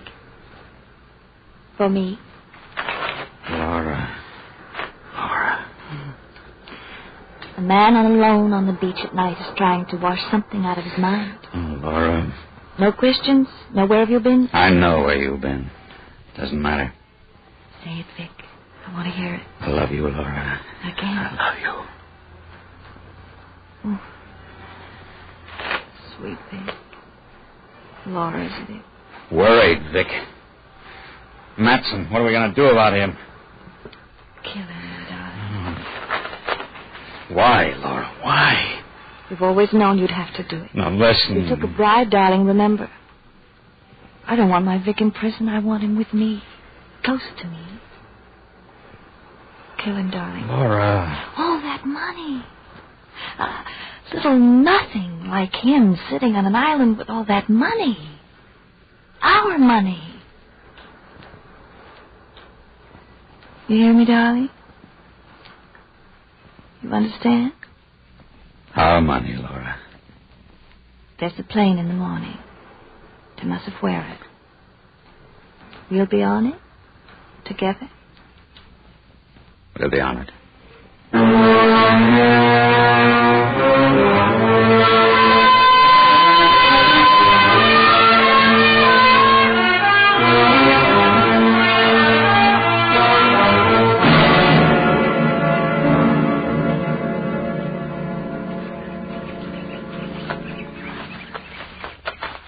Like manhunting, Laura? Oh, not 8 hours of it. Delgado didn't tell me it was all uphill. Vic. Huh? What is it? Clearing just ahead. I think it's the top. It better be. Come on.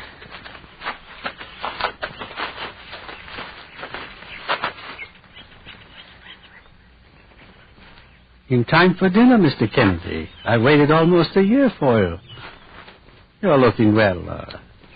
Tired, but well. Hello, Arthur. You want to freshen up, my dear. Arthur. And while you do, I'll entertain Mr. Kennedy. Show him what my island has to recommend it. Freshen up, Laura. Matson. Now, let me play host, Kennedy. I'm out of practice, but let me try.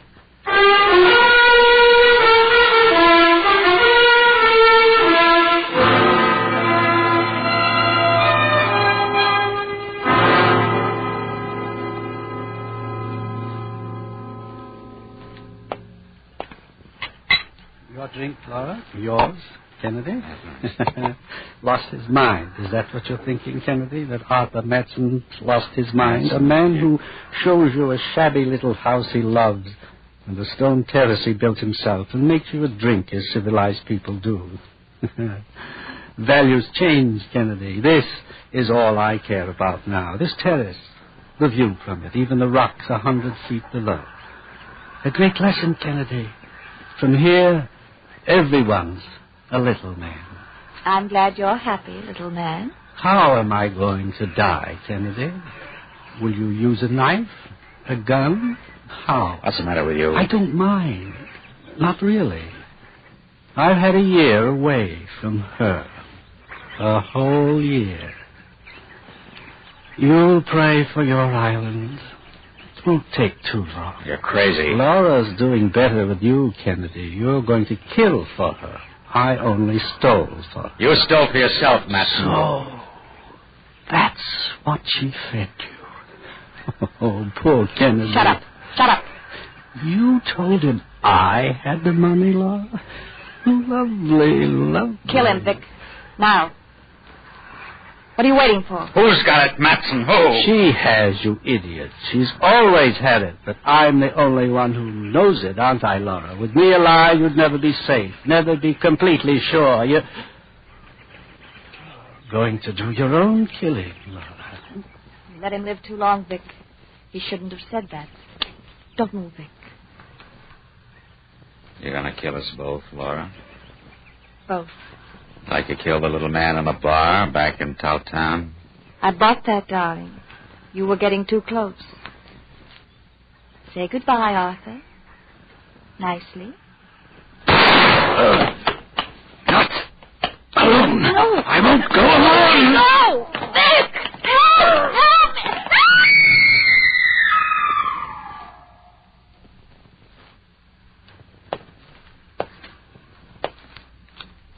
You don't need help. Not anymore. I need it now.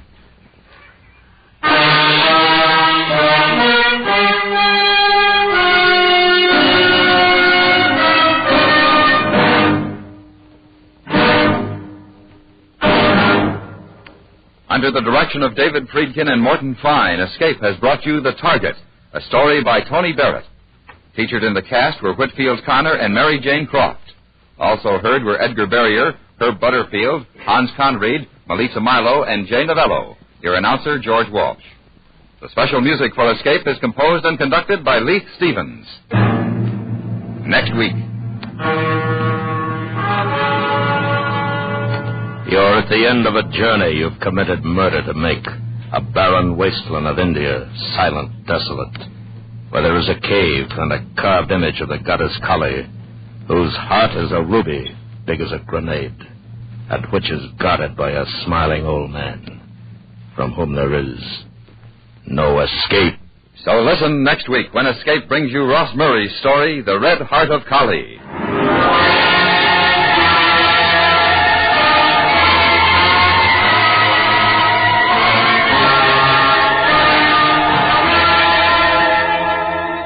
An honest doctor resists temptation but gets into trouble anyway tomorrow night when Mr. and Mrs. North bring us their latest thrilling mystery. Don't forget, CBS Radio has a date for mystery with Mr. and Mrs. North tomorrow night, and you're welcome to on most of these same stations. Stay tuned now for Night Watch, which follows immediately over most of these stations.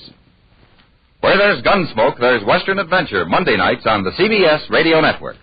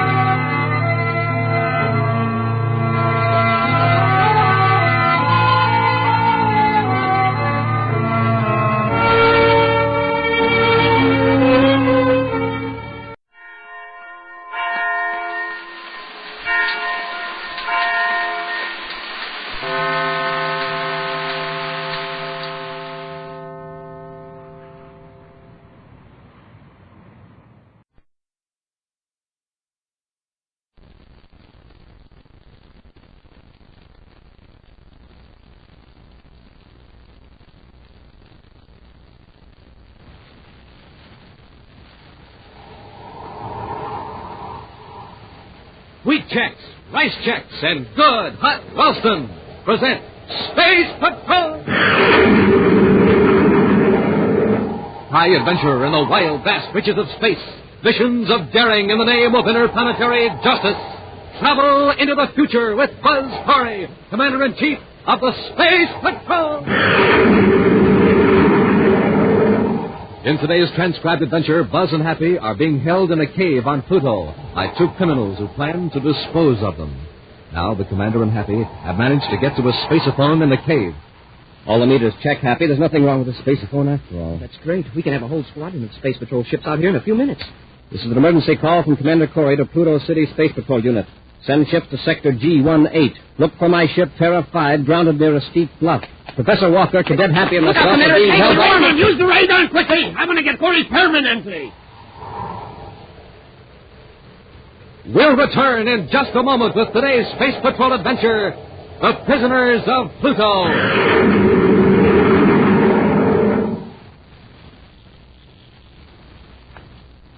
Hiya, gang. This is Captain Dick Tufeld speaking. I'm just having myself a stroll down the street before I turn in for the night.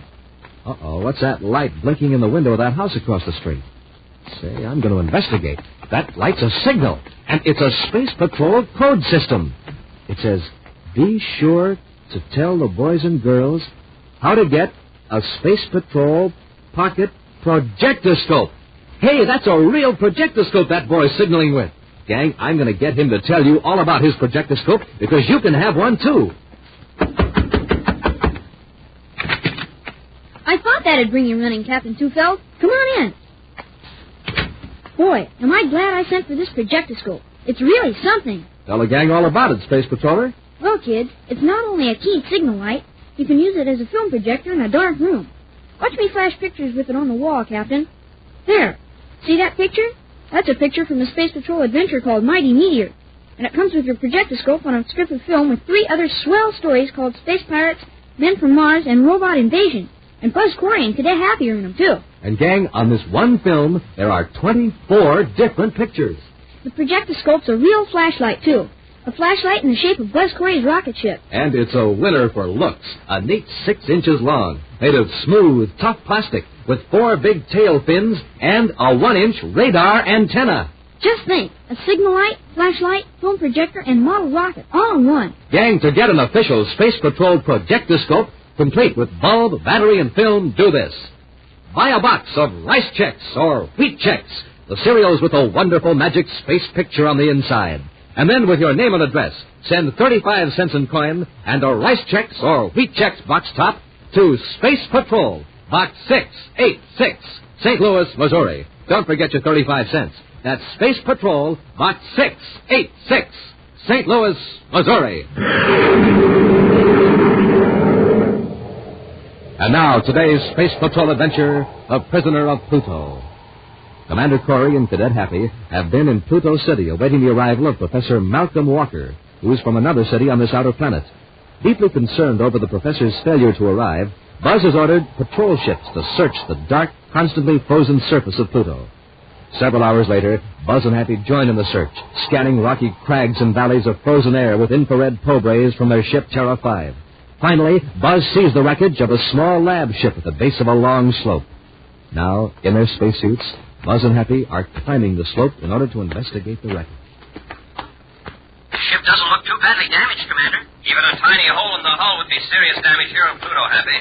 Unless Professor Walker managed to get into a spacesuit, the intense cold and lack of air would finish him in a few seconds. There doesn't seem to be any sign of life, sir. I don't see any lights in the ship. Let's get the hatch open. Focus your atomo light over here, Hap. Yes, Commander. I'll go in first, Happy. You ready to open that first aid kit? If the professor's still alive, we'll have to work fast. It's ready, sir. Secure the outer hatch. Hatch secured, sir.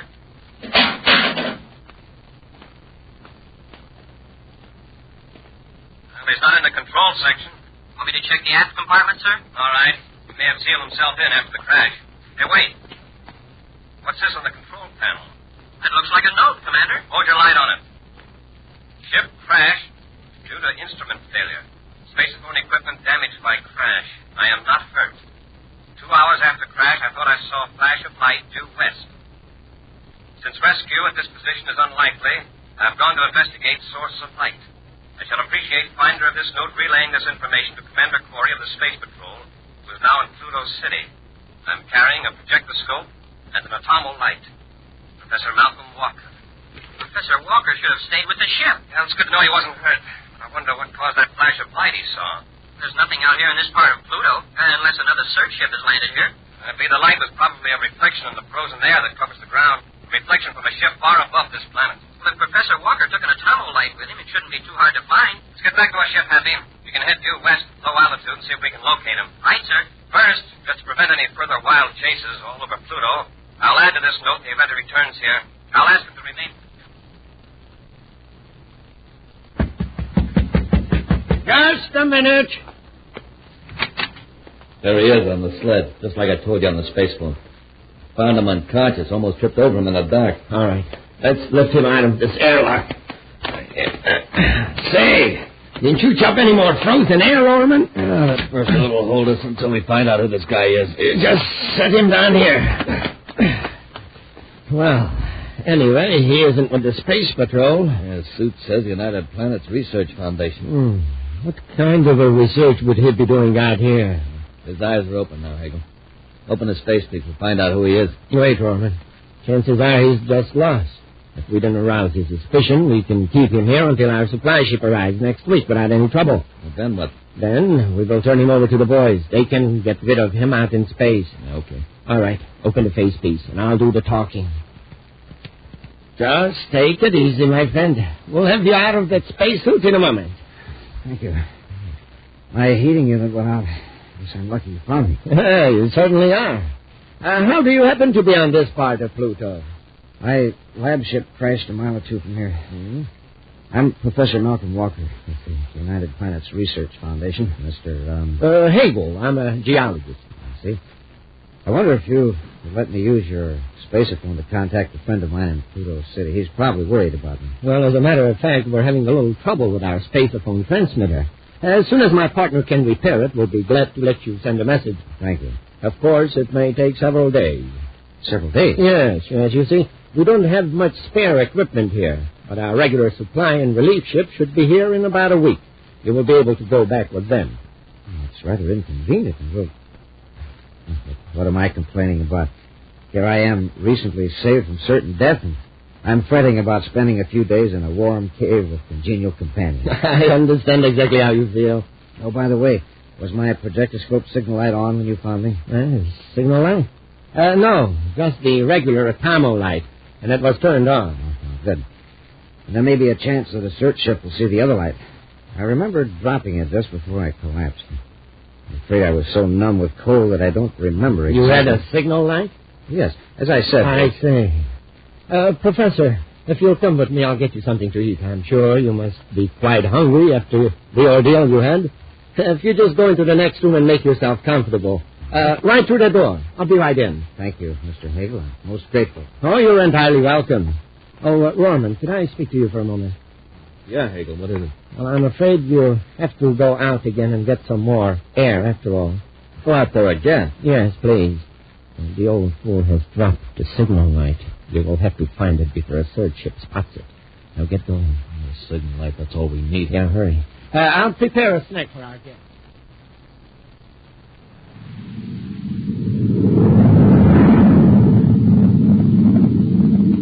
There's not a sign of anybody down there, sir. Keep your eye on the viewscope, Happy. The professor couldn't have gone much farther than this on foot. He'll circle back and cover the area again. He may not have headed due west after all, sir. Couldn't the infrared beam have picked him up by now? Unless he's fallen into a crevice. Yeah, and that would account for our not seeing the lights he said he was carrying. It doesn't look too good. You better send for more search ships. Space upon Pluto City, Happy, but still keep an eye on the viewscope. Yes, sir. Cadet Happy aboard Terra 5 calling Pluto City Space Patrol. Cadet Happy Now, hold aboard... on a minute, Hap. Check your transmitter setting. Yes, sir. Seems all right to me.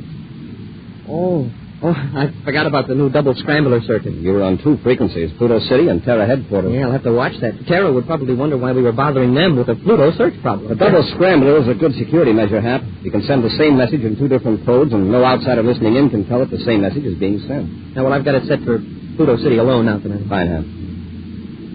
Look, there's a projectoscope light, Commander, down there on the ground. That must be Professor Walker's light.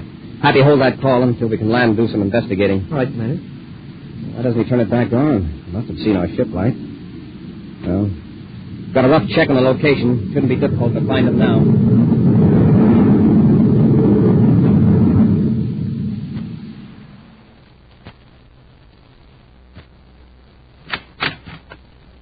Well, that didn't take you long. Any luck, Roman? Where's the professor? He's in the next room eating. I found the light. It's fallen into a narrow fissure in the rocks. Was it down? Yeah. It's pointing downward.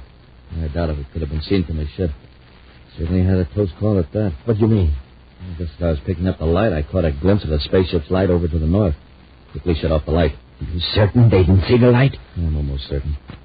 They'd have had to be looking right at it. Anyway, they wouldn't see anything out there now, even with their brightest atomo search beams on. You're right. They never see the airlock opening unless they landed and stood right in front of it. That was a delicious supper, gentlemen. Thank you very much. Oh, you're quite welcome, Professor. Now, if you'll come with me, I'll show you.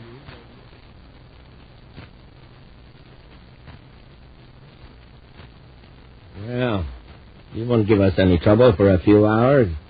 You asleep? Yeah, dropped off the moment he laid down. Look, Hagel, why can't we get the supply ship here quicker? We can space phone them tonight. That would be pretty stupid, Rorman. With search ships flying around this area.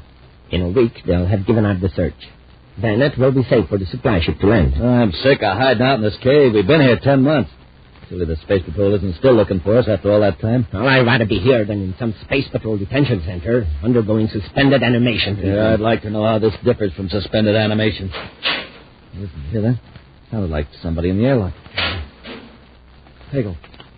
Look. Sorry if we startled you. I'm Commander Corey of the Space Patrol. Yes, Commander. We were startled. You see, we weren't expecting company. We're looking for Professor Walker. Professor Walker? Why, there is no one here but my partner and myself. Professor Walker's lab ship crashed near here. Yeah, we found a note that he was headed in this general direction. Oh, and he probably went right on past our airlock. We often miss it ourselves. I don't imagine he's very far away.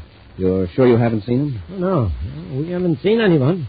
Have we, Mr. Evans? No, of course not. In case you hear anything about him, would you please notify the United Planets Research Foundation? The United Planets Research Foundation?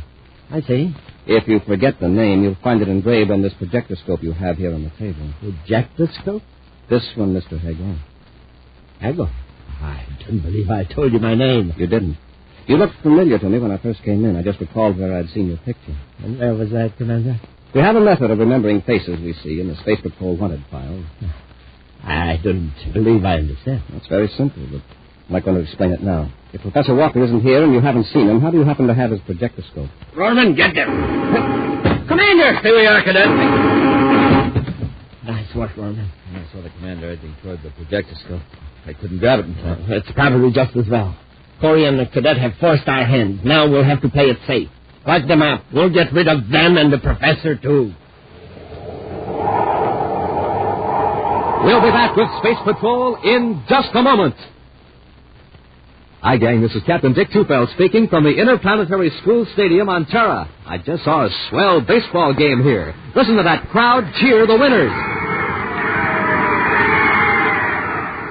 Yes, it sure is fun when you're a winner. And here's something like that. But remember, to be a winner, you have to get supercharged.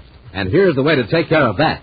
Eat a good breakfast with Rice Chex or Wheat Chex, the bite-sized super cereals that help to supercharge you. Delicious!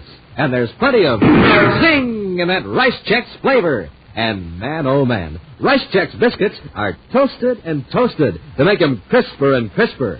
And Wheat Chex? Ah, there's a flavor you'd fly to the moon for. Now, gang, remember, it's fun to be a winner, and hear this. So, move right up and be a winner. Move right up to the breakfast table for the breakfast that supercharges you. A power breakfast with the super cereals, Rice Chex or Wheat Chex. The cereals with Buzz Corey or Cadet Happy on the outside, and the wonderful magic space picture on the inside. And now back to today's Space Patrol adventure, The Prisoner of Pluto. Buzz Corey and Cadet Happy have been led to a secret cave on the dark, frozen planet Jupiter by a projectoscope signal lamp dropped by Professor Walker when he collapsed in his spacesuit near the cave airlock. Confronted by the commander, the two criminals, Hagel and Rorman, first denied they had seen the professor. But when Buzz discovered the professor's telltale projectoscope, the two fugitives rendered Buzz and Happy helpless with a paralyzer ray gun. Now, still under the effect of the paralyzer rays, Buzz and Happy have been carried to a cave room next to the one in which Professor Walker lies sleeping. Okay, come on, let's get going. Paralyzers ray out to hold them for another half hour. That'll be plenty of time. Did you hear that, Happy? Yes, Commander. Try moving your arms and legs. I've already tried, sir. My paralyzer rays seem to have worn off. Good. The spacesuits protect us from the full effect. Let's try to locate a spaceophone and alert Pluto City. How about the spacephones in our spacesuits? Remember, we're inside a cave. A long distance from Pluto City. The signal won't carry. Oh, that's right, sir. Oh, Hagel does have a spacephone in here. We'll search the cave first and find Professor Walker. Then we'll see what we can do about a spacephone.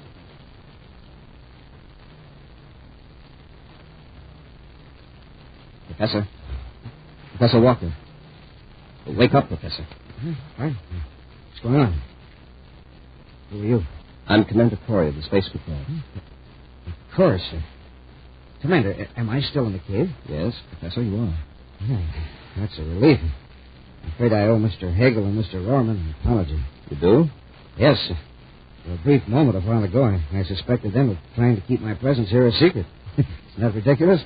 I suppose it was due to my fatigue and fear after cracking up. Now, listen, Professor, there isn't much time. Your suspicions were correct. Hegel and Rorman are criminals. What? The Space Patrol has been searching for them for months. You happened to stumble on their hideout. Then you captured them? Not yet, but we will. We'll need your help. Where's the spaceophone? Spaceophone? They told me it was out of commission. Well, I'll bet they've got a spaceophone around here somewhere. And in good working order, too. Well, we'll check. Professor, try to get your spacesuit on. Be ready to move out of here in a hurry. I certainly will, Commander. One happy, we'll try to locate Hegel.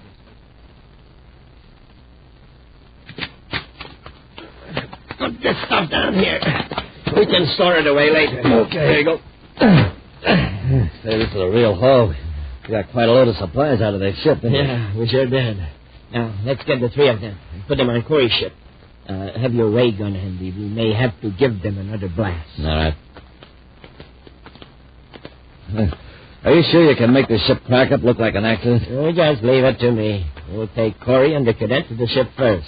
Then come back for the professor. Wait. What is it? I hear voices in the spaceophone here. Be quiet. I'm going to open the door. All we need is something wrong with the spaceophone. Here we go. Emergency from Commander Corey to Pluto City Space Patrol. Send a patrol unit to Sector G18. Look for my ship, Terra 5, grounded near Skeet Bluff. Professor Walker, Cadet Happy, and myself are being held captive. Norman, blast them with the ray gun, quickly!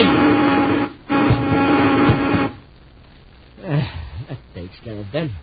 Switch off the spaceophone. We got to get them to the ship in a hurry now. Space Patrol, Pluto City, calling Commander Corey. Message received. Hegel, I heard you. We have established a fix on your location in Sector G18. Rescue ships will be dispatched immediately.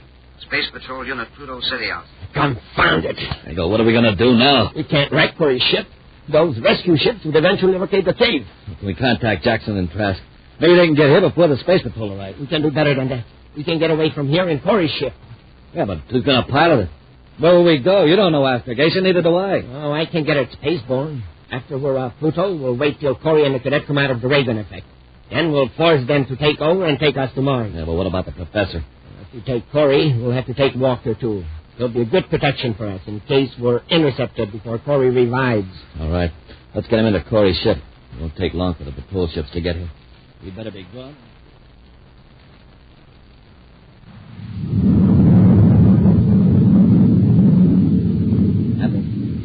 Happy, are you awake? Huh?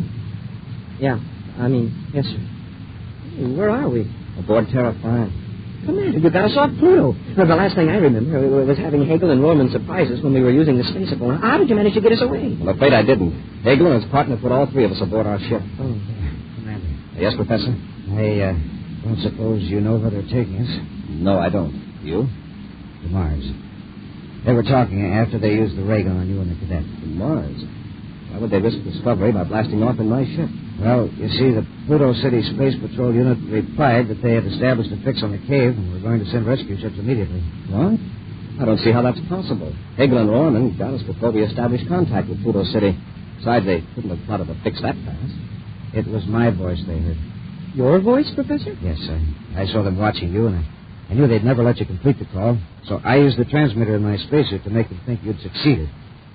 Perhaps it wasn't such a good idea. I'm not so sure. At any rate, it was very quick thinking, Professor. But it didn't have the effect I hoped it would. I thought perhaps if they thought their position was hopeless, Hegel would surrender without harming us. Well, at least it got us off Pluto, Professor. But we're still their prisoners. And we've still got a chance. So I hear somebody in the next compartment. Oh, you've come out of it, eh? Come on, Commander. You and the cadet have work to do. And if we refuse? Roman and I can easily find a way to change your mind. All we want you to do is to plot an astrogation lecture that'll take us to Mars. Can't you do it? I wouldn't be asking you if I could. There's a lot about the ship that I don't understand. And listen, Corey, don't try any tricks. I'll know Mars when we're close enough to see it. And don't forget, whatever happens to the ship happens to you, too. All right, Hegel. Okay, after the control compartment, then. Professor, you'll stay here.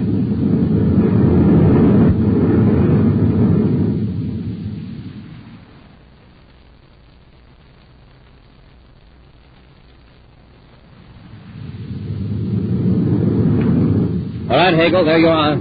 We're on automatic control now. We ought to reach Mars at about 2300 Universal Star Time. And you swear the directory you set keeps us off the regular space lane? I said it did, didn't I? I'm going to watch the viewscope, Corey. And if another ship appears following us, you'll regret it. Well, can we help it if somebody sees us accidentally? It'll be up to both of you to avoid that accident. Yeah. Now, look, Corey.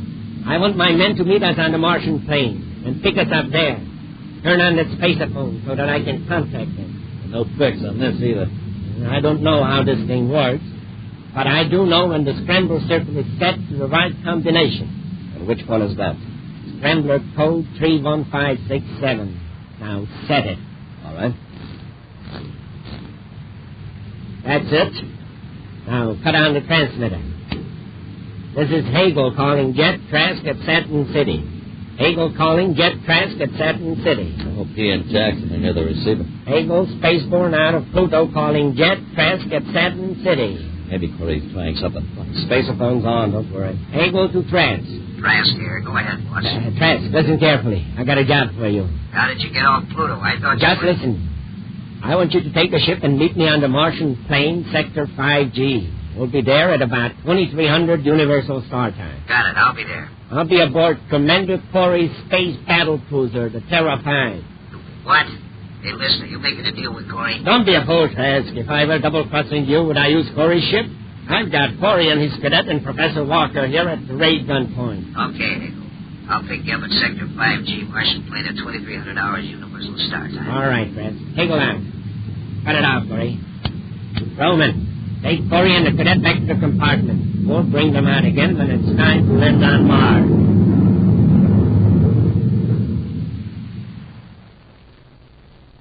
Nice landing, Corey. And now this is where we say goodbye. Yeah, we'll miss you. You won't miss a thing from now on. Yeah, this is it. For all three of you. Let's finish them before Trask lands so we won't waste any time getting away from them. There's just one thing I want to do first, Hagel. Yeah? What is it? This! Get him, Happy, while we're off balance. Well, I guess that takes care of our friends, sir. Get their weapons, Happy. Foreman, why didn't you watch Corey? How did I know he was going to jolt the ship with a rocket blast? Anyway, maybe Trask can help us. That's right, Corey. The alert you gave the ship will tip him off that something's wrong. He'll get us out of this. I think you'll find that Trask is having troubles of his own. Have a look in the viewscope. Space Patrol ships. That's right. Where did they come from? You told them where to find us, Hagel. I did? Yes. And you were talking to Trask on one scramble frequency. The same message was being sent out on the regular Space Patrol emergency frequency. Happy, take them back out and lock them up. And ask the professor if he cares to join us. Right, sir. All right. Come on, you two. Be our guests for a change. An action preview of next week's exciting Space Patrol adventure in just a moment. And now, gang, here's Cadet Happy to tell you how you can have fun 10 different ways with that swell new Space Patrol projectoscope shaped like a rocket ship. Number 1. Show pictures on the wall with it. 2. Use it as a flashlight. 3. Give signals with it at night. 4. Hide secret messages inside of it. 5. Play Space Patrol with it. 6. Light it in a dark room. Looks like a rocket flying at night. 7. Wire it on your bike for a new and different kind of ornament. 8. Keep it to dress up your room. Stand straight up on its tail fins. 9. Keep it by your bed at night. Comes in mighty handy. And 10. Take the bulb and battery out and use it as a roomy pocket case for marbles, jacks, money. Yes, sir, gang. The projectoscope is lots of fun. And it comes to you complete with bulb, battery, and film for showing pictures on the wall. To get a projectoscope, do this. Buy a box of rice checks or wheat checks. Then, with your name and address, send 35 cents in coin and a rice checks or wheat checks box top to Space Patrol, Box 686, St. Louis, Missouri. This offer good only in the USA and may be withdrawn at any time. That's Space Patrol, Box 686, St. Louis, Missouri. And now, a preview of next week's exciting Space Patrol adventure. Buzz and Happy are investigating a space factory revolving in an orbit around the planet Venus. Suddenly, they find themselves locked in a freight-handling chamber room, floating in the middle of the room. Trowbridge has cut the artificial gravity field. We're completely weightless. Well, how are we going to get down to the floor? Oh, my head. Smoking rockets, Commander. We fell up. Up to the ceiling. There's the floor down there below us. Corbett, reverse the gravity field. The pull in this room is toward the ceiling. Well, now how are we going to get down to the floor? We'll get down to it all right. The hard way, I'm afraid. Corbett will reverse the gravity field from floor to ceiling till he breaks every bone in our bodies. Be sure to listen next Saturday for the exciting story, The Venus Space Factory, when wheat checks, rice checks, and good hot Ralston again bring you Space Patrol! Special bulletin for boys and girls in Springfield, Illinois, Terre Haute, Indiana, and Washington, D.C. Buzz Corey's own space battle cruiser, the Ralston Rocket, will be in your area next week. Don't miss it. The Ralston Rocket. Boys and girls, this is your commander speaking. Help science help you. Give every nickel and dime you can to the American Cancer Society. Space Patrol, an original Mike Moser production starring Ed Kemmer as Commander Corey and Lynn Osborne as Cadet Happy, was written by Lou Houston and directed by Larry Robertson. Other players were Ken Mayer, Norman Jolly, Bela Kovach, and Stephen Robertson. Dick Tufeld speaking. Now, don't forget to tune in next Saturday and every Saturday when wheat checks, rice checks, and good hot Ralston again present the new, exciting Space Patrol! And be sure to see another exciting Space Patrol program on your local ABC TV station. Consult your local paper for time and channel. Space Patrol came to you transcribed from Hollywood. This is ABC Radio Network.